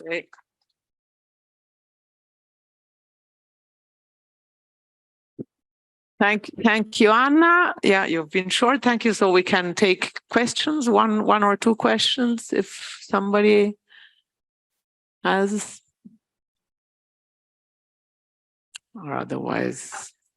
I just want to know that maybe we will use our results of the Life Safe Crossing project again. Yeah, thanks. That's very good, and that's in the scope of the networking between the projects. So we're happy about that.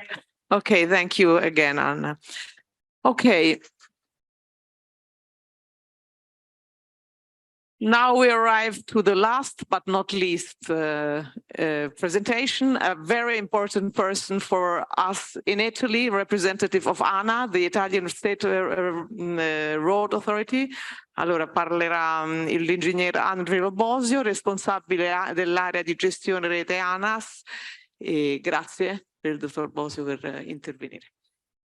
Buongiorno a tutti, appunto sono Marco Bosio, ANAS Abruzzo.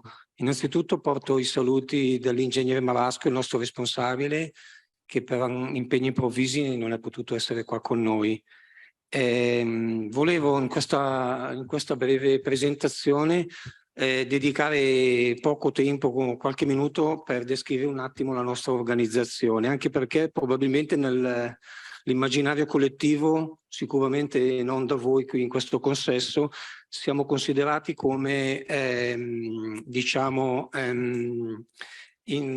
diciamo che società che interrompe, diciamo, con la costruzione di strade, gli habitat e quindi l'ambiente. Siamo visti come posatori di barriere, ma questo, come vediamo, ma sono certo che anche voi non lo pensate così, come vediamo appunto non è così, perché abbiamo ormai da tempo instaurato una forte collaborazione con tutti voi, e quindi voglio ringraziare l'organizzazione, la vostra organizzazione, perché avete invitato e ci date anche la possibilità di comunque esprimere il nostro pensiero, e quindi anche la nostra collaborazione, che è molto fattiva e che si vede proprio diciamo sul campo, sulle nostre itinerari.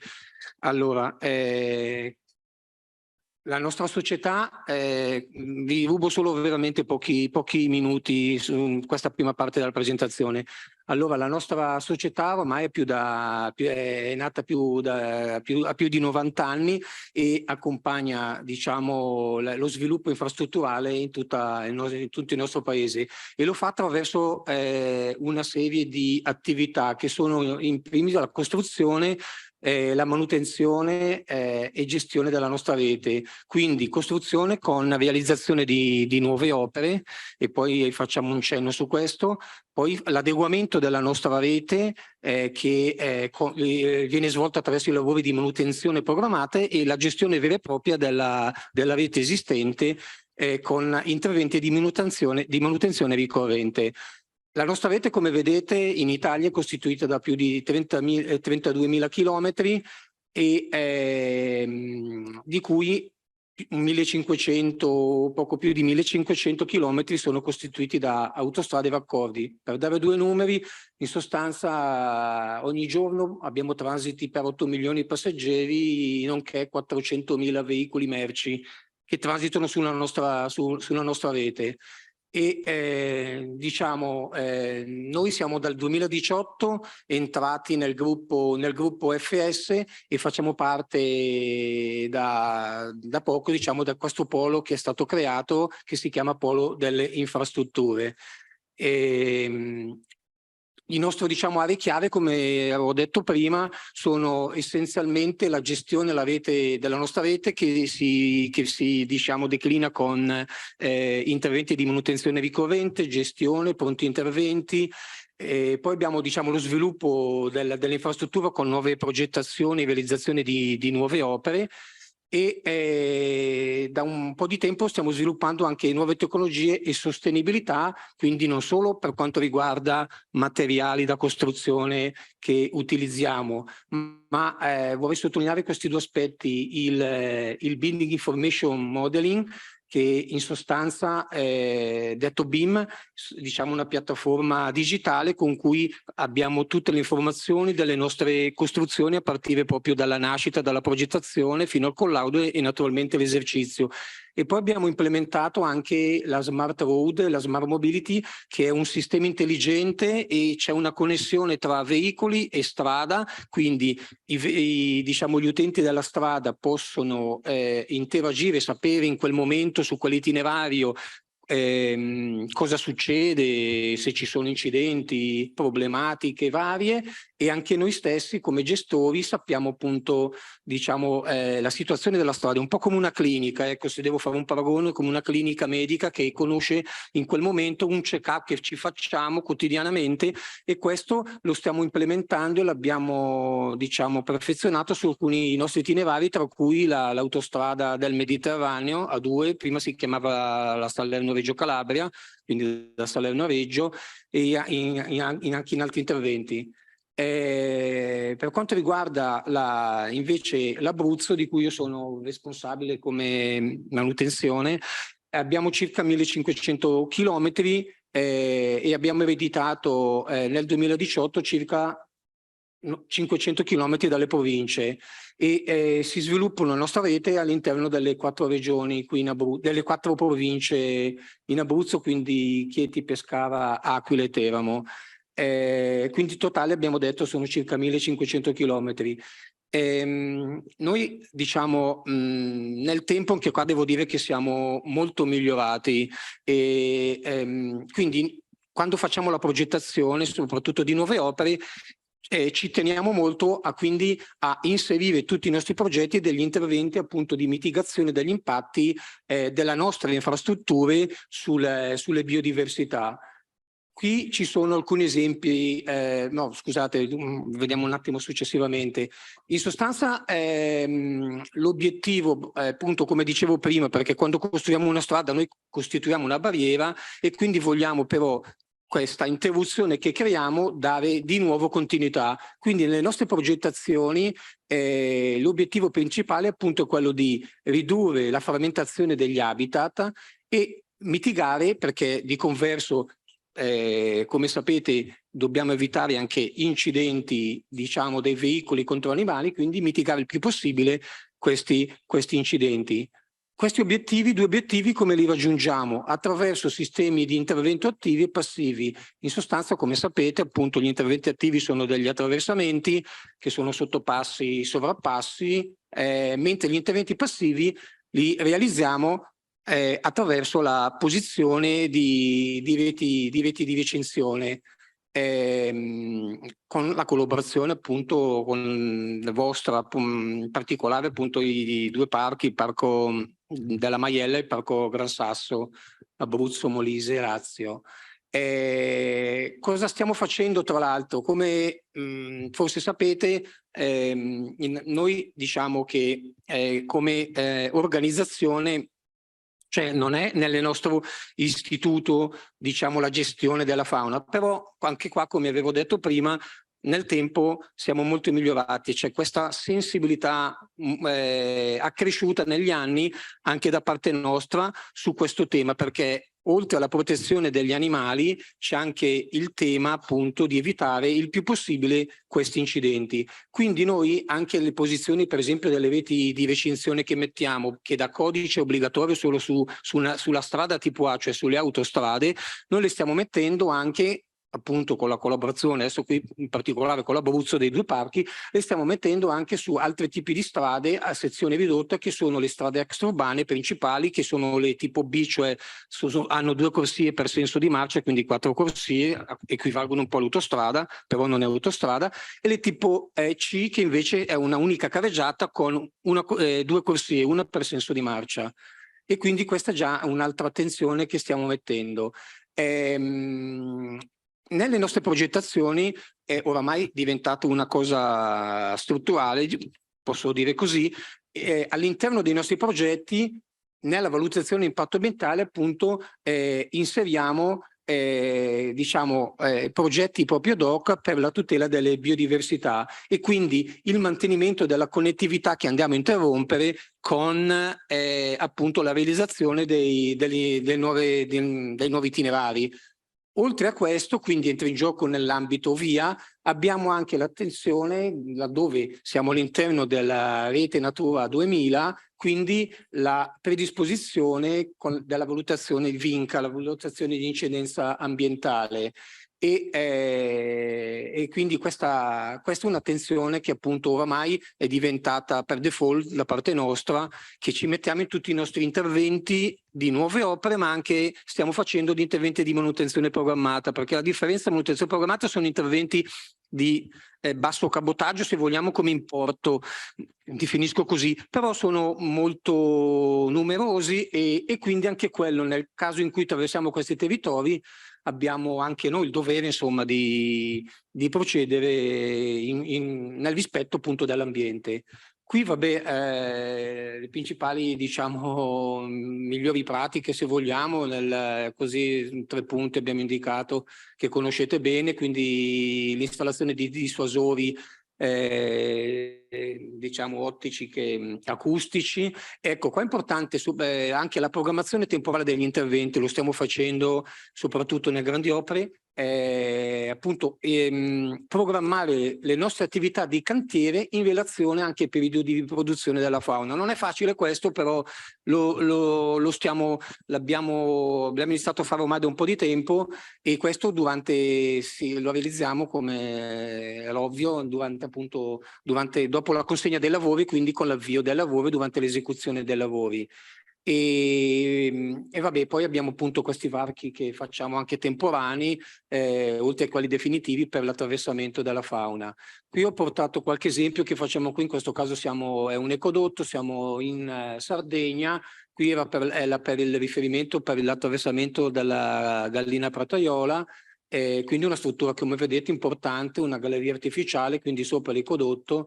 E questo, anche se non è una fotografia, però purtroppo non è, diciamo, lo stato definitivo, perché questo è un attraversamento che viene realizzato con, diciamo, questo tubo in acciaio, anche se poi però la superficie di calpestio noi tentiamo di evitare l'acciaio, quindi con materiale naturale che può essere appunto sabbia, come può essere, diciamo, argilla.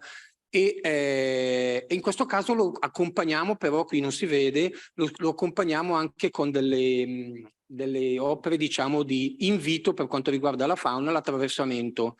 E qua l'attraversamento che può essere di solito o con questi tubi in acciaio o anche con strutture invece in cemento armato. E a proposito di queste, quando realizziamo nuove opere, noi tendiamo naturalmente a realizzare opere ad hoc per l'attraversamento della fauna, laddove, ma però questo è raro, ci sono degli attraversamenti, diciamo, esistenti, eventualmente se non so se c'è un attraversamento di presenza d'acqua, cerchiamo di separare, dividere proprio fisicamente la sezione di questo attraversamento per il passaggio della fauna, però nelle nuove costruzioni è logico che sono attraversamenti dedicati solo per la fauna. Questo è un altro esempio che abbiamo in Puglia. Tra l'altro qui l'ho seguito inizialmente perché ho lavorato 5 anni in Puglia e sono una serie di, mi sembra sì, 17 attraversamenti che sono stati creati. E questo qui invece in Abruzzo, anche qua scusate, c'è una fotografia naturalmente solo per far vedere un attraversamento. Qui sono 12 sottopassi, è stato fatto lungo la 17 a quell'altezza come vedete in quei 10 chilometri della statale 17 dal 58 al 68 e qui sono stati fatti su questo lavoro 12 sottopassi scatolari barra, diciamo, tubazioni. Questo è un altro esempio. E appunto dove si diceva la superficie, perché se non sbaglio queste sono impronte di animali, quindi un attraversamento fatto. E questo è un altro che siamo a Popoli, che l'abbiamo realizzato a seguito di qui col Parco della Maiella, in collaborazione col Parco della Maiella è stato realizzato, quindi a seguito di una serie di sopralluoghi fatti, indicazioni che ci sono state anche fornite. Per quanto riguarda appunto diciamo, l'argomento connesso con proprio la nostra principale attività, noi naturalmente installiamo la segnaletica come da codice della strada con segnaletica di pericolo per l'attraversamento di animali, nonché li abbiniamo alle limitazioni di velocità. E questo ci tengo a dire, anche le limitazioni di velocità purtroppo vi assicuro, perché noi come ANAS sulla rete nostra abruzzese abbiamo installato una serie di dispositivi per rilevare la velocità e purtroppo noi, diciamo, italiani, io mi metto naturalmente all'interno di tutto il gruppo, purtroppo non rispettiamo molto questi limiti e c'è da dire che stiamo rilevando purtroppo degli eccessi di, diciamo, superamenti di questi limiti di oltre 40-50 km all'ora. E questo qui naturalmente è un grossissimo problema, a parte per gli utenti della strada, ma per tutti, anche perché poi questo ce lo insegnate a noi, appunto, tutti i sistemi che poi vediamo velocemente, anche per quanto riguarda appunto l'attraversamento di animali. Quindi per me è importante soprattutto degli organi anche di polizia l'attività di prevenzione ma anche appunto repressione, perché questo conta molto in generale, diciamo, per la tutela di tutti, noi e anche gli animali. Qui vabbè, tavoli che sono stati aperti, soprattutto sono state attività cartellonistiche che sono state installate con appunto la collaborazione dei parchi qui appunto in Abruzzo e in particolare abbiamo installato una serie di segnali sull'8317 anche la 487 che è una strada che appunto è rientrata dalla provincia nel 2018. Questi sono, ma ne avete già parlato credo ieri in questo vostro congresso, sono le installazioni che abbiamo fatto VCIPS su queste nostre strade e vabbè, i dissuasori, questi virtual fence che non sono stati installati, qui ci sono, vabbè, conoscete meglio di me, questo lo insegnate voi a noi naturalmente, e vabbè, poi c'è il discorso anche un po' di pulizia, tenere anche da parte nostra, insomma, comunque manutenuto le nostre opere, perché se non sbaglio, giusto anche negli attraversamenti, soprattutto per quanto riguarda gli animali di grossa taglia, quando io facciamo un attraversamento ci deve essere la luce, cioè l'imbocco devo vedere dall'altra parte, altrimenti può essere un problema da parte degli animali in questo attraversamento. E poi vabbè, le recinzioni come abbiamo detto. Questi poi sono i pannelli informativi che abbiamo installato. Qui tra l'altro abbiamo anche noi una procedura un po' particolare nel nostro interno, perché tutti questi pannelli devono essere poi approvati dalla nostra superiore direzione, vabbè, perché se non sbaglio è preferibile avere, diciamo, delle immagini piuttosto che delle scritte. Diciamo tutto, anche il progetto di Life Safe Crossing è stato portato anche all'attenzione durante alcune riunioni da parte dell'Associazione Mondiale della Strada, che è un'associazione che è nata all'inizio del Novecento e che coinvolge più di partecipanti, sono più di 120 paesi. Quindi anche questo progetto del Life Safe Crossing appunto è stato quindi anche per dire anche la nostra attenzione nel confronto un po' in generale di tutto, diciamo che è un'associazione mondiale questa. Qua vabbè sono un po' tutte le nostre informazioni che abbiamo sui nostri social, che comunque diamo molta attenzione anche con l'aiuto in generale dei nostri colleghi di direzione, in particolare anche con Francesca Vecchi che è qua con noi e che ci dà lei una grossa mano e fa da trade union con tutte le nostre regioni, perché appunto le nostre regioni, diciamo i nostri compartimenti, perché ANAS noi abbiamo siamo organizzati in tutta Italia con 16 strutture territoriali e quindi insomma ci vuole anche un'unione per seguire un po' tutti i progetti e dare un'uniformità. Quindi ecco, adesso ho detto in breve un po' la nostra attività che facciamo e quindi ecco, per chiudere ci tengo proprio a sottolineare questo, la nostra, ripeto, attenzione, come ho detto prima, diciamo nel collaborazione con tutti voi al fine di appunto migliorare cioè la mitigazione di questo impatto che ha l'infrastruttura nei confronti di tutto l'habitat, in particolare appunto dell'ambiente faunistico. Grazie comunque per averci invitato a questo importante congresso e vabbè, buongiorno di nuovo, grazie a tutti.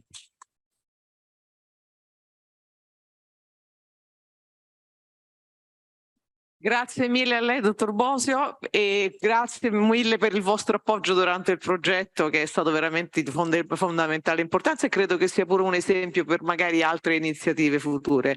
Non so se qualcuno ha delle domande per il dottor Bosio, ma sì, facciamo una domanda, dopodiché intanto allestiamo la tavola rotonda e possiamo continuare poi. Visto che la presentazione è stata fatta in italiano, la manutenzione poi dei dispositivi installati in futuro a carico ANAS o fa parte del progetto? Questa era una cosa che volevo già chiedere ieri, poi mi è passata di mente e ieri avrei dovuto parlare in inglese. No, seppur c'è sempre una collaborazione, perché noi considerate che abbiamo su quasi tutte le nostre tratte abbiamo personale su strada che abbiamo delle squadre di manutenzione, però siccome le nostre squadre di manutenzione sono focalizzate su proprio gli aspetti stradali, quindi questi che sono dispositivi particolari, è bene che ci sia appunto l'esperto, quindi di solito la manutenzione di solito viene svolta da parte dell'installatore, da parte del parco. Comunque massima collaborazione da parte nostra, perché comunque per fare anche questa manutenzione naturalmente ci vuole probabilmente una riduzione di careggiata, quindi apporre segnaletica lungo la strada, quindi noi siamo sempre presenti laddove viene richiesto. Va bene, grazie mille. A questo punto chiedo proprio qualche minuto di pazienza, che noi mettiamo qualche sedia per le persone che invitiamo alla tavola rotonda e nel frattempo Giovanna voleva dire qualche cosa.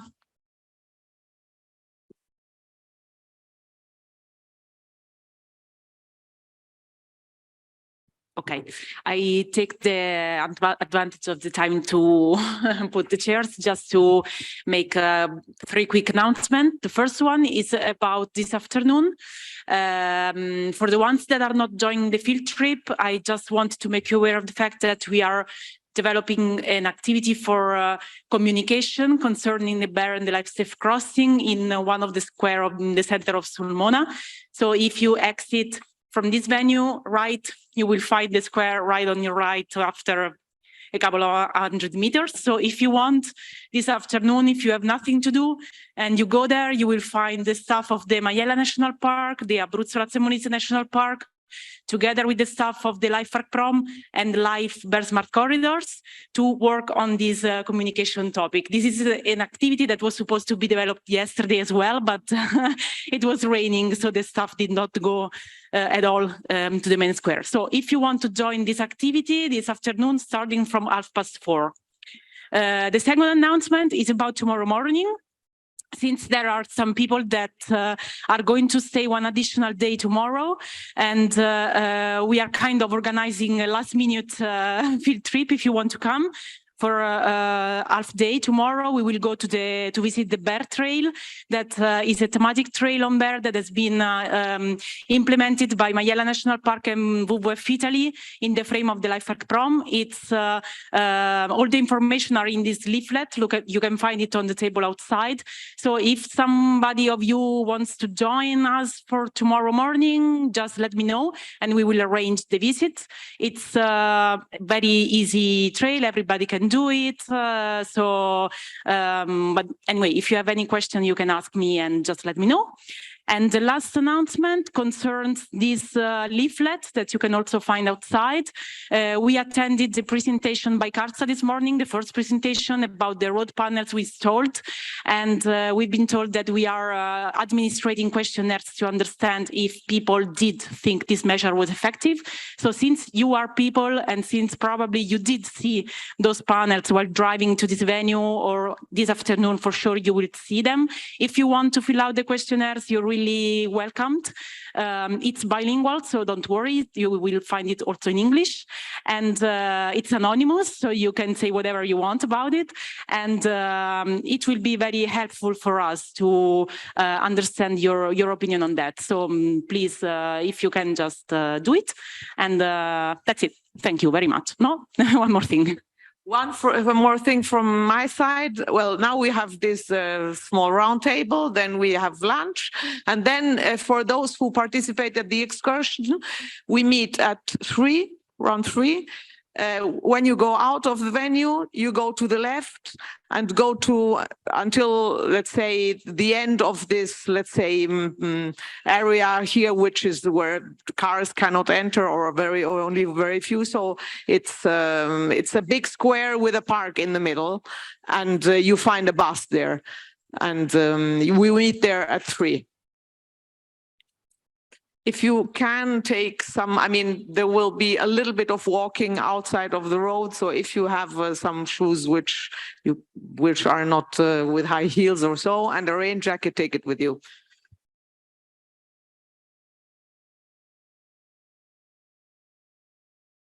Questo punto facciamo.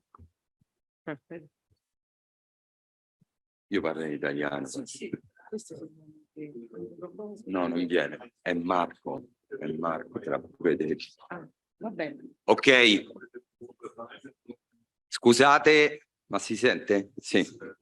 Allora, per chiudere la conferenza, quello che abbiamo pensato è che, come dice il titolo stesso della conferenza, no? Fauna selvatica e strade, molteplici aspetti di una questione, abbiamo pensato che fosse veramente importante chiamare a chiedere un contributo ai diversi enti che sono coinvolti da questa problematica da diversi punti di vista, e perché lo abbiamo detto e ripetuto più volte nel corso della settimana. Sicuramente è una questione che coinvolge diverse competenze e soprattutto ha molteplici aspetti, perché sicuramente c'è l'impatto sulla biodiversità nel caso degli incidenti stradali, è anche una questione di sicurezza per i guidatori. Quindi è importante avere i diversi punti di vista e capire quali sono gli approcci e le difficoltà che i vari enti che gestiscono le strade sono chiamati ad affrontare. Quindi chiamerei qua sul palco il viceprefetto aggiunto della provincia dell'Aquila, il dottor Giuseppe Girolami, poi Serena Ciabò della Regione Abruzzo, Servizio Parchi e Foreste, Giampaolo Pollini, il dottor Giampaolo perché lo conosco da tantissimo, Giampaolo Pollini della provincia di Terni, e poi sicuramente i direttori dei due parchi, quindi del Parco Nazionale d'Abruzzo, Lazio e Molise, che è Luciano Sammarone e Luciano Di Martino del Parco Nazionale della Maiella. E poi, siccome secondo me ha rappresentato veramente uno dei valori aggiunti e dei risultati principali del progetto, anche Niki Buvulaki di Egnatia Odos, perché è veramente secondo me uno dei partner più importanti che abbiamo avuto e dei risultati migliori che siamo riusciti a raggiungere con Life Safe Crossing. Ci siamo tutti? Ok. Allora, se siete d'accordo, state pure, sedetevi pure, esatto, sì, molto tranquillo. Comincerei chiedendovi, siamo un attimo in ritardo, però un intervento, 5 minuti di intervento dal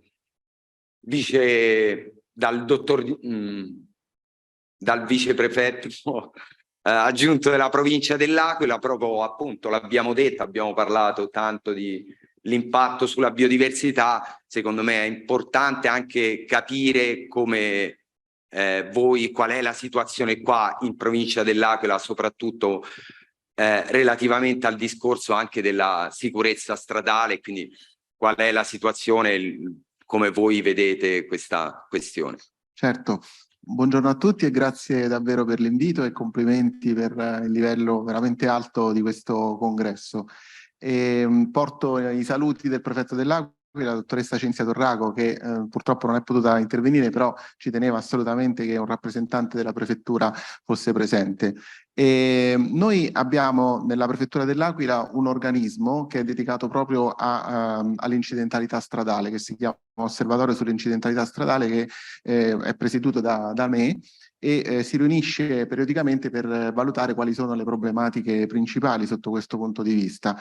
E ci siamo riuniti diverse volte anche su questo specifico aspetto, diciamo con i rappresentanti dei parchi in primis, ma ovviamente anche con le altre rappresentanti istituzionali, le forze dell'ordine, le autorità sanitarie che ovviamente svolgono un ruolo molto importante, la regione, gli enti locali.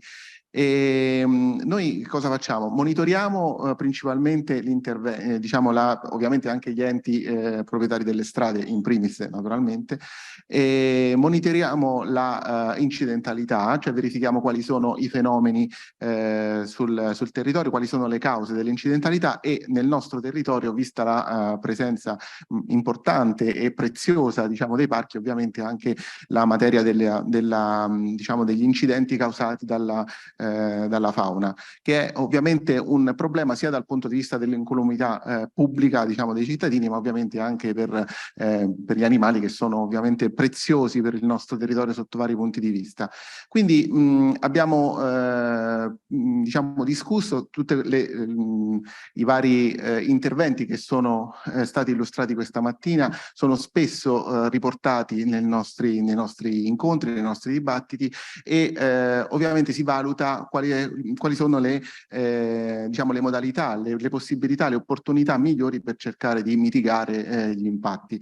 Quello che cerchiamo di fare nella prefettura, ovviamente è lo sguardo d'insieme, è stato detto, no? Più volte il discorso della connettività, il discorso di un approccio globale e di un approccio che prenda in considerazione tutti gli aspetti. Ecco, questo è quello che cerca di fare la prefettura, nel senso cercare di affrontare la problematica non soltanto da un punto di vista, ma un punto di vista globale che tenga conto di tutti gli aspetti. E quindi tutte le sollecitazioni che sono le grandi sollecitazioni che sono venuti dal dibattito odierno, e le terremo in adeguata considerazione e verificheremo quali sono le necessità, ovviamente su sollecitazioni in particolare diciamo dei soggetti che sono qui presenti, quali sono le azioni, diciamo, soprattutto da implementare nel futuro per continuare, per cercare di ridurre questo fenomeno.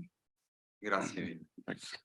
E adesso completiamo il giro, e quindi passerei alla dottoressa Serena Ciabò della Regione Abruzzo, Servizio Foreste e Parchi. E Serena, ti posso dare del tu? Direi di sì, cioè lo anticipo io. E quello che appunto ti chiederei è a te di illustrare quali sono le azioni, in particolare il tuo servizio, gli interventi che avete in essere e in prospettiva proprio sul discorso dell'impatto delle infrastrutture viarie sulla biodiversità.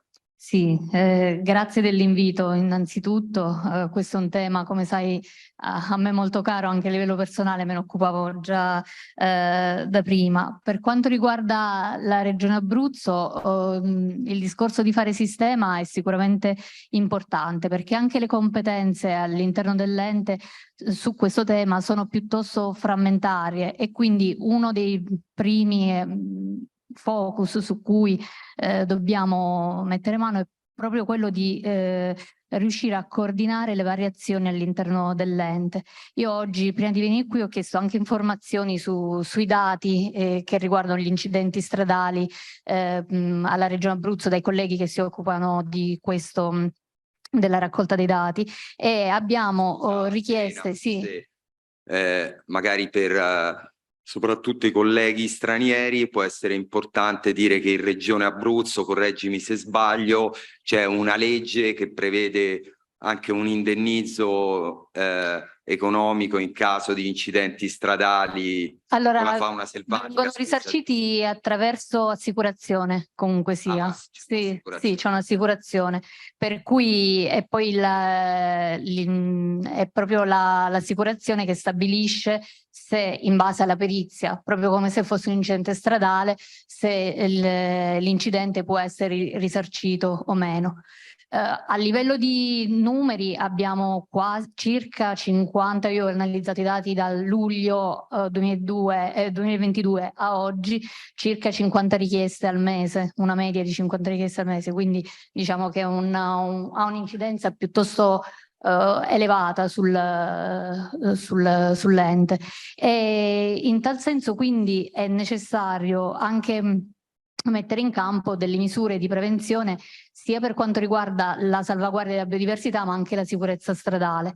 E in tal senso noi che siamo all'ufficio parchi e riserve, quindi ci occupiamo più della tutela della biodiversità che dell'altro aspetto dell'incidentalità, abbiamo ad esempio per la nuova programmazione PORFESR 2023-2030 abbiamo messo in campo la possibilità di destinare delle risorse anche a delle a degli interventi di deframmentazione che possono essere rivolti sia alla rinaturalizzazione di alcune aree forestali, quindi mantenere la connettività ecologica, ma anche interventi su strada e interventi che quindi si devono rivolgere non solo all'interno di Rete Natura 2000 e delle aree protette, ma anche al di fuori, soprattutto nelle aree di connessione. E questa è una cosa che in prospettiva sulla quale stiamo puntando. È ovvio però che per poter programmare degli interventi che siano realmente funzionali abbiamo necessità di avere un quadro d'insieme. E qui ritorna il discorso di fare rete, perché parallelamente a quello che sta facendo il nostro servizio, con la strategia regionale sullo sviluppo sostenibile, progetto che è portato avanti dal servizio valutazioni ambientali, ma nel quale siamo coinvolti anche noi, abbiamo istituito un tavolo di lavoro permanente con i parchi e con l'Università dell'Aquila e abbiamo avviato uno studio per la rete ecologica regionale. L'Università dell'Aquila sta improntando un nuovo approccio rispetto alla rete ecologica, chiamando la rete ecologica partendo dal concetto di rete ecologica efficace, cioè invece di partire dalle idoneità ecologiche su larga scala e poi trovare connessioni, stanno partendo proprio dalle connessioni esistenti, quindi dai varchi già esistenti rispetto alle infrastrutture, e poi da questi punti certi ricostruire tutta la rete ecologica. È ovvio che questo quadro d'insieme ci aiuterà in futuro anche a programmare meglio gli interventi poi concreti di mitigazione degli impatti. Io penso di essermi dilungata anche troppo. No, benissimo, anzi grazie mille, è molto interessante. Poi appunto, come stiamo dicendo e ripetendo, sarà importante integrare tutti questi risultati, no? Confrontandosi con quelli che sono le attività che in questo caso qua conducono le aree protette. Quindi molto interessante, grazie. Grazie a voi. Adesso appunto chiederei a Giampaolo Pollini è del servizio viabilità della provincia di Terni, e con Giampaolo abbiamo iniziato a lavorare già ormai 20 anni fa su un primo live che si occupava del problema dell'impatto dei grandi carnivori, in quel caso del lupo, sulle attività economiche locali, quindi sulla zootecnia.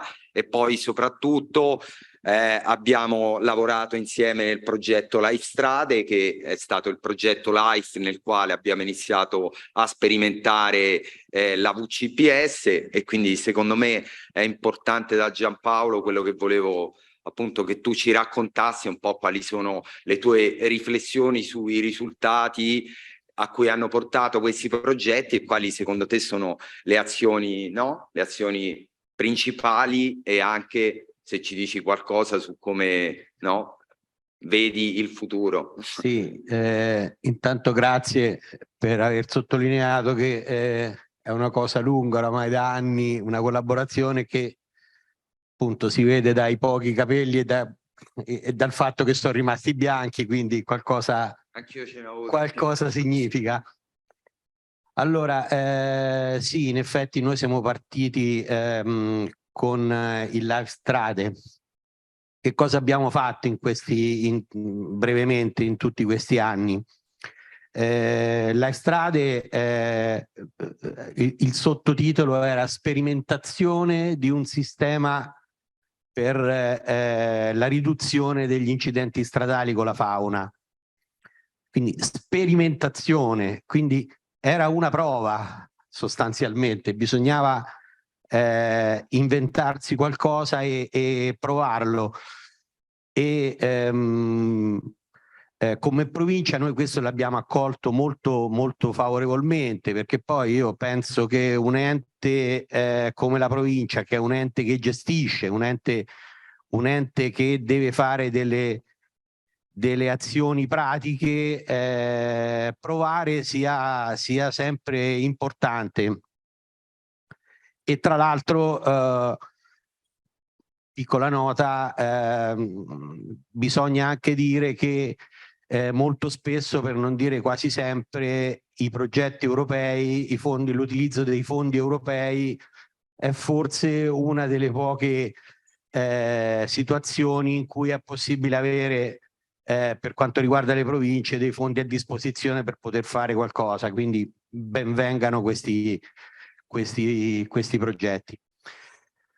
Siamo partiti con il primo, provando il primo sistema anticollisione, che era un sistema che era tutta un'altra cosa rispetto a quello che c'è adesso, ovviamente. Tralascio gli aspetti tecnici, ma ovviamente era veramente tutta un'altra cosa. Qual era il primo problema che ci si è presentato? Qual era?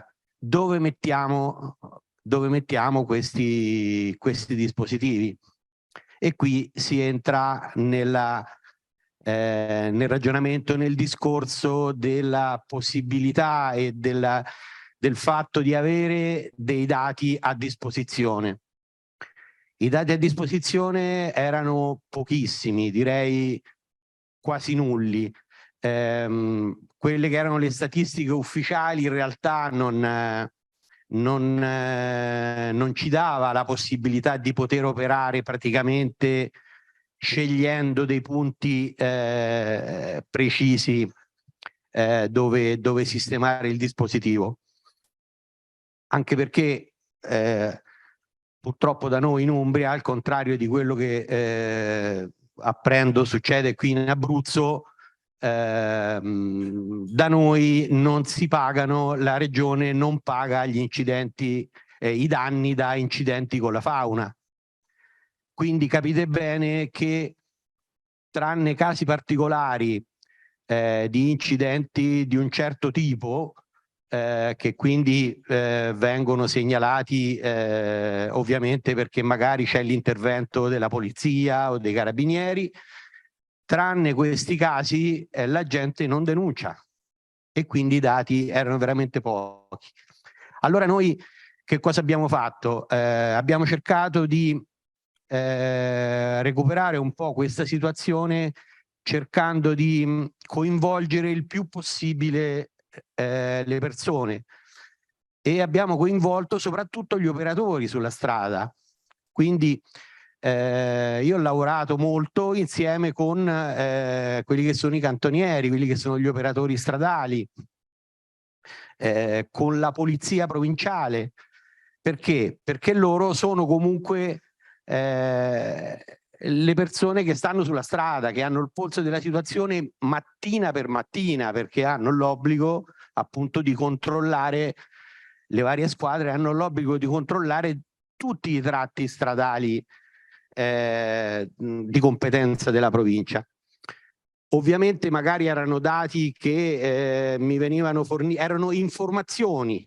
Ecco, io parlerei più che altro del fatto che quello che potevo riuscire ad avere era un insieme di informazioni, ma che erano informazioni comunque estremamente sicure, estremamente aggiornate, e che mi davano conto anche di incidenti, tra virgolette, più piccoli, nel senso di incidenti con fauna minore, quindi non solo con ungulati o con un lupo.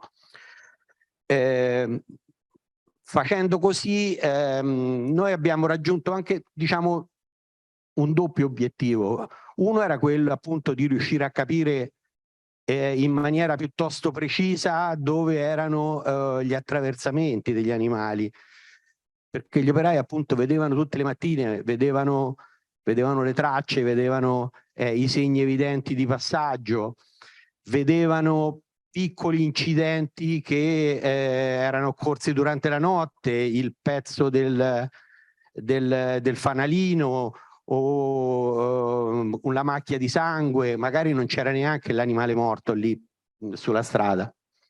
Però questi dati sono serviti per poter localizzare il primo AVC.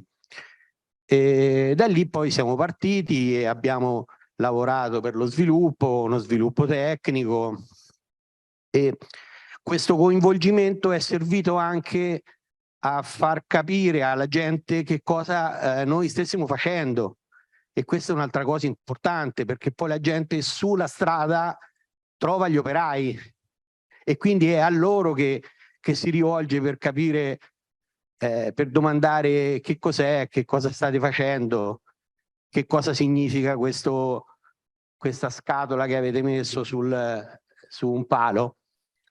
E questo, devo dire, è servito anche per preservare, secondo me, degli atti vandalici che in altre parti sono successi, perché poi la gente, quando sa quello che succede, quando capisce quello che si fa, secondo me vede di buon occhio assolutamente queste attività. Altra cosa che poi abbiamo portato avanti nel tempo, negli anni, è stata quella della comunicazione.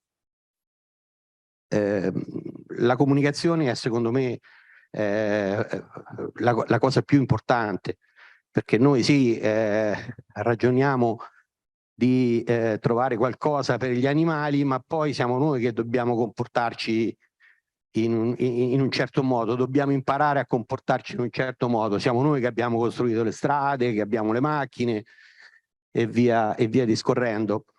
E nel vecchio progetto facemmo uno spot, fu sviluppato uno spot che noi per esempio abbiamo fatto trasmettere nei cinema durante, cosa banalissima, durante l'intervallo tra il primo e il secondo tempo. Perché così la gente era comunque incollata nella sedia, distratta un po' dal popcorn, ma insomma era incollata sulla sedia e davanti vedeva questo spot.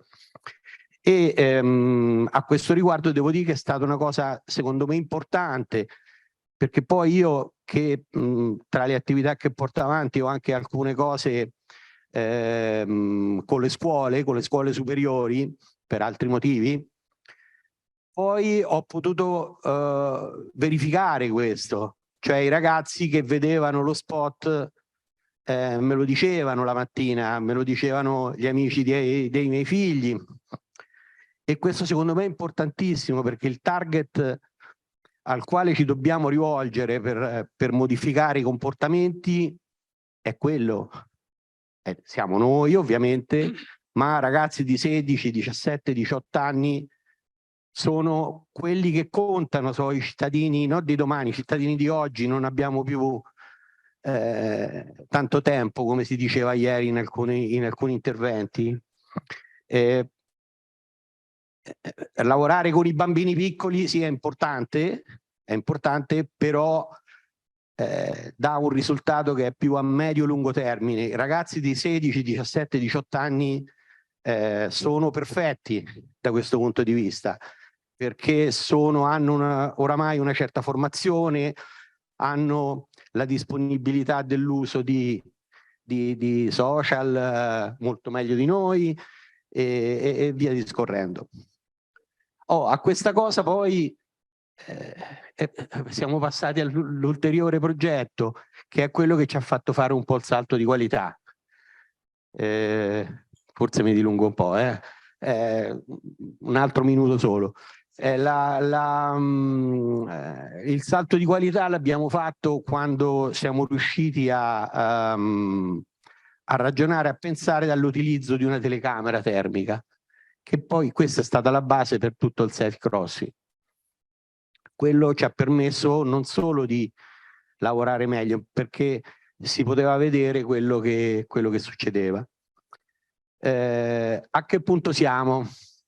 Allora, qual è la situazione adesso?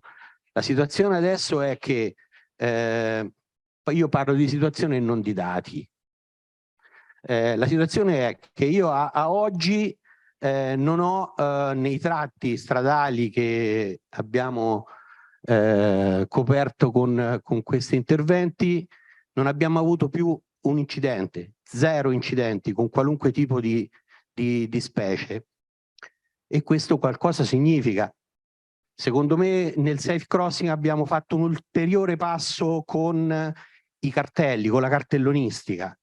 La cartellonistica studiata, come ci ha spiegato prima il professore di sociologia, è secondo me stata fondamentale, perché abbiamo fatto dei rilievi per quanto riguarda il traffico, e ovviamente sono dati ancora da verificare, però io nei rilievi che ho potuto fare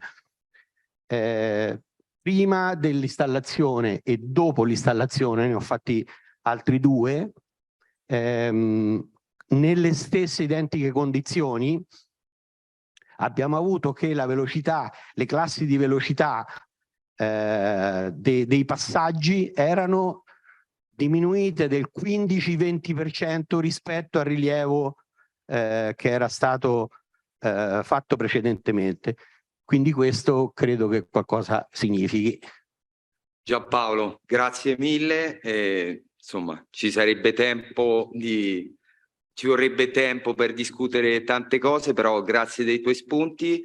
Ora Niki, parlo italiano, tanto te capisci perfettamente. No, okay, I think I repeat that I really appreciate the intervention you carried out. So it's important, how can you replicate the intervention you did in Egnatia, in other areas, and which are the main difficulties you have, we can say we have to face in order to replicate these activities without waiting another life project or other, but to try that this intervention are ordinary action carried out by the road management authorities. Thank you. Look, it's first of all, it's a change of mentality that you have to apply. 20 years ago, when we first worked on some changes in the structures that we have to be used as wildlife passages, we had this contradiction with NGOs, and we had to manage with them what we should do there. Then there was a high cost involved in the measures they always proposed, and sometimes they were really oversized. But we had to do it because there were implications with courts and the court of state. But then little by little, after 20 years, we've started to cooperate with NGOs. And then we started to find that the proposals that they had might have another benefit for the road companies, not only in cost, because if you have prevention systems, then the cost is lower afterwards if you want to try something else, but also in terms of life and accidents on the road. Because after so many years, we've seen that the accidents do not diminish. It was very unfortunate that just today, this morning, we had another accident, they told me, with a bear killed in that stretch that I showed you before, that we need to take some measures again. And there was another accident this morning, very unfortunate. Anyway, the big success for me by being a member in this program was that it's a bit change of a mentality in the people that are working in the company. The people in the local office that we have, nowadays, if they have some problem or someone has seen an animal on the road, they call us and say, what can we do? We have to see if there's some possibility to change something or to ameliorate something to improve in the structures that we have. And we have some special proposals sometimes to give. But in general, I would say it's very important to have training programs among the people that are working, also the designers, because somebody said yesterday that also designing the environment or having an environmental impact study doesn't mean that the people involved in the environmental impact studies know what to propose. So there should be the work that Minuartia does for the program, for example, all the guidelines should be clearly given to people so that they know what measures should be applied in every case. So training is very, very, very important. Also to designers, sometimes the designers of a road might as well imply methods to prevent accidents as well, no matter if someone from the environmental point of view will propose it afterwards. So also to everyone that is having some part in the whole process of designing and construction of a road. And then, so it's a matter of good practices that then if you start a good practice, also with low cost, because what I showed you before, it's a low cost action. All these interventions that we had in 56 structures costed 150,000 euro, which is not such a big cost comparing to other costs of structures, construction, and so on. And finally, I would say that maintenance is really a big issue, because up to now we think that construction is it's all, and then we maintain. How do we maintain? We go and collect the garbage from the street, maybe clean sometimes, but not always. So maintenance is very important, because if you don't clean and you leave the debris inside the culverts, then it's not possible for some animals, even the smaller ones, to cross. And there you have to have some cooperation with environmentalists.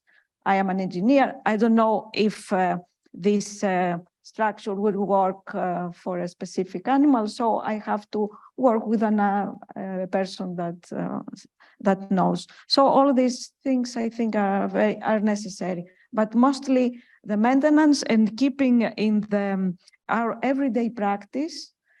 Also in the contracts that we have for the maintenance, to keep some good practices written in the contracts, so that the contractor for the maintenance would know that he has to do this for the fences, this for the cleaning of structures, this for pruning, and so on. So a good practice that will be in our everyday maintenance. Ok. Thank you. Grazie mille Niki, grazie a te. Quindi sicuramente la formazione come elemento molto importante, quindi i prodotti che usciranno dal progetto, come ha detto Niki, potranno aiutarci anche in questo, e poi sicuramente c'è l'elemento centrale di continuare a gestire gli interventi, però secondo me le esperienze, soprattutto anche perché si interviene su strutture già esistenti, a volte non bisogna avere progetti fantasmagorici, ma se mettiamo a regime come gestione ordinaria certe cose. Ora non c'è più il rappresentante di ANAS, però secondo me penso e spero che siamo sulla strada giusta. Ora ci avviamo verso la conclusione, e quindi mi faceva piacere che i direttori dei due parchi nazionali facessero un po' tirassero un po' le conclusioni, chiedendo appunto ai due Luciano una valutazione su quella che è stata appunto l'esperienza del progetto Life Safe Crossing, e a voi anche vi chiedo quali possono essere e quali sono secondo voi le prospettive future su cui lavorare proprio per mitigare l'impatto delle strade sulla biodiversità. Buongiorno a tutti, è un grande piacere essere qui alle battute finali di questo importante progetto che ha rispettato in pieno la filosofia dei progetti LIFE, ossia quella di fare rete non solo all'interno del nostro Stato ma anche con altri Stati, perché come abbiamo appena ascoltato dalla nostra collega della Grecia, poi le problematiche sono simili e possono essere simili e condivisibili anche le soluzioni. In questo caso parliamo di gestione di strade collegate alla gestione poi di che cosa? Della fauna selvatica protetta, che noi come enti parco proteggiamo ogni giorno con atti amministrativi, ma anche spendendo molti soldi pubblici. Quindi il progetto ha fatto rete non solo con altre aree protette, ma anche con altre importanti parti dello Stato, istituzioni come con la prefettura, con la regione Abruzzo. Quindi voglio fare i complimenti innanzitutto a tutti i partner, in primis ai capofila, quindi a Annette e Simone, che per tutti questi anni ci hanno accompagnato. Noi li conosciamo bene perché con loro svolgiamo e abbiamo svolto anche altri importanti progetti.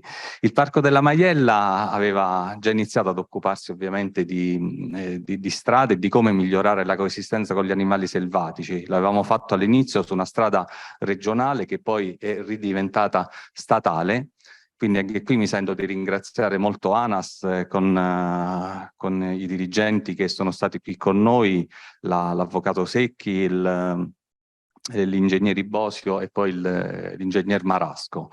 E io credo che il futuro che noi dobbiamo avere come aree protette è quella di collaborare ancora di più con ANAS per arrivare a definire delle infrastrutture verdi, come ricordava la collega Serena Ciabò della Regione, perché ora i tempi sono maturi per fare questo. Va bene le infrastrutture che ANAS può realizzare, però ora bisogna riprogettare proprio il verde intorno alle strade, il verde in funzione ovviamente della fauna selvatica. Ad esempio noi sempre una decina d'anni fa avevamo proposto la ripulitura ai lati di 5 metri di tutta la fascia forestale, che forse per un ambientalista può sembrare uno sfregio al paesaggio, ma in verità è una cosa essenziale, perché se l'animale selvatico, voi siete, immagino ci sono molti zoologi, nel pubblico anche straniero, se l'animale selvatico non trova più quella copertura forestale, molto probabilmente fa marcia indietro prima, no? E quindi evita l'attraversamento. Quindi ora dobbiamo tutti insieme, diciamo insieme alla Regione, io parlo per l'Abruzzo e a tutte le nostre aree protette, arrivare a definire non solo questa soluzione ma anche altre. Grazie. Grazie a te Luciano. Buongiorno a tutti, proprio in fondo, per cui i complimenti li rinnovo a tutti quelli che hanno seguito il progetto, quindi Annette e Simone, ma a tutti i colleghi delle altri partner del progetto. Allora, sicuramente punti di forza, anche questo LIFE ha confermato che i progetti LIFE sono delle grandi opportunità. E ovviamente come tutti i progetti LIFE bisogna prendere il buono che è arrivato. Il salto di qualità in termini di collaborazione, coordinamento istituzionale credo che sia sotto gli occhi di tutti. Mai la prefettura era stata chiamata e si era seduta a un tavolo di confronto su una tematica di tutela e di conservazione. Noi abbiamo avuto, probabilmente la congiuntura molto favorevole di un prefetto molto sensibile, ma che è riuscito ad attivare anche tavoli con dei rappresentanti ministeriali. E questo, vi assicuro, non è accaduto spesso.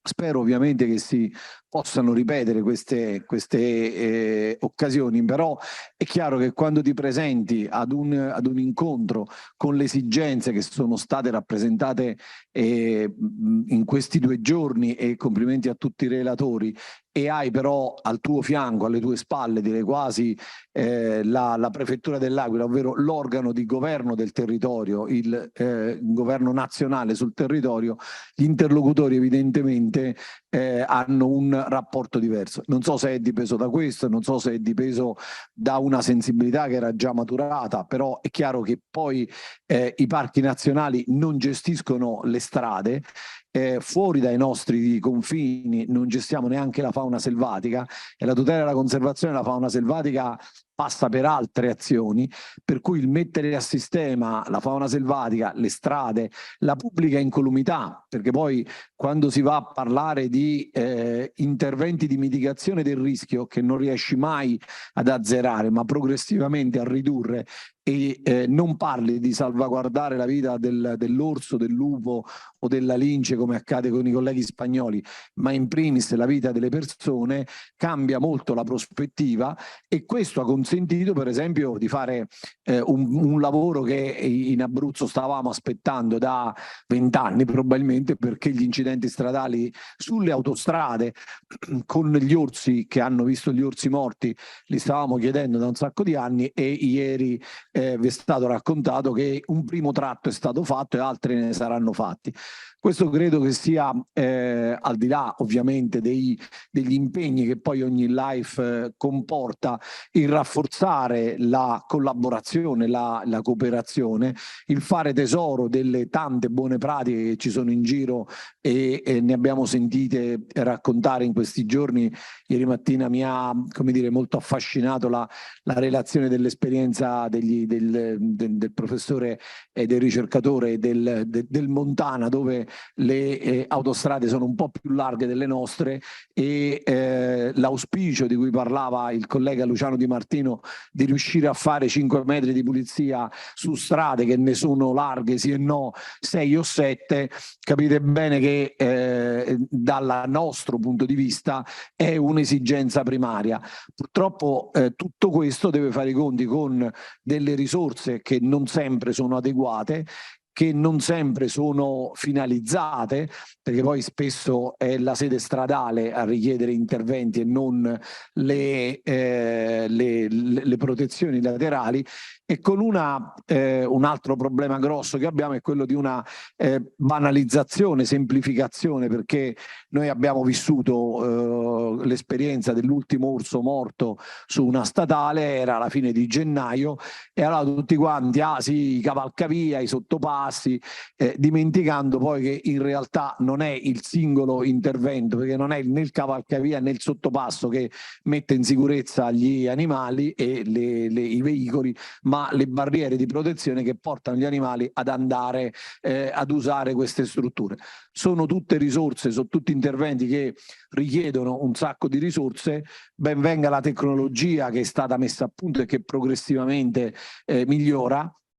A proposito di tecnologia, banalmente faccio presente che dentro ai parchi nazionali molto spesso manca anche la copertura, per cui dove dovresti mettere la tecnologia non c'è semplicemente la copertura del cellulare, e quindi tra le tante variabili devi prendere in considerazione dove c'hai la copertura del cellulare. E questo solo per dire di come il problema è estremamente complesso, però progetti come questi, realtà come queste, e ovviamente il confronto, la crescita sono degli step fondamentali da cui dobbiamo tutti trarre forza, rappresentarli compiutamente bene.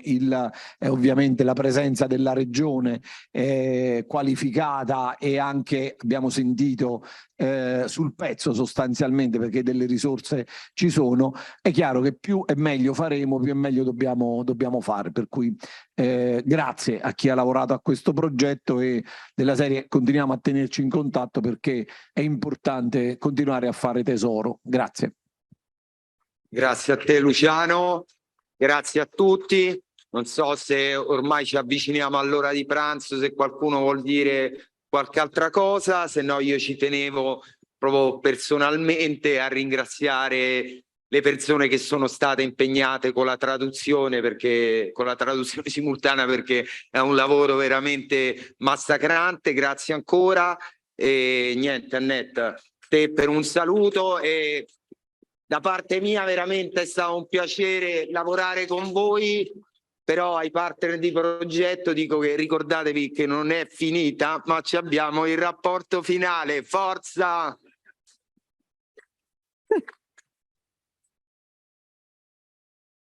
Va bene, grazie mille da parte pure mia per i vostri contributi molto importanti, perché alla fine voi siete quelli, no? che la sostanza. Va bene, well, I think we can call it a day or 2 days now. And I again thank all very warmly for your participation, to the speakers, the audience. Also, I associate myself to the thanks to the translators, the technicians who are dealing with our presentations, the organization, and and all those stakeholders which have supported us, and then of course of all our partners and the people who have worked with us in all these years. So now we can go to lunch, and I repeat that at 3 we meet at the end of the Corso Video. So going out of the venue to the left, just go straight on and you will find a bus. At 3 we meet there for the excursion. Thanks and goodbye.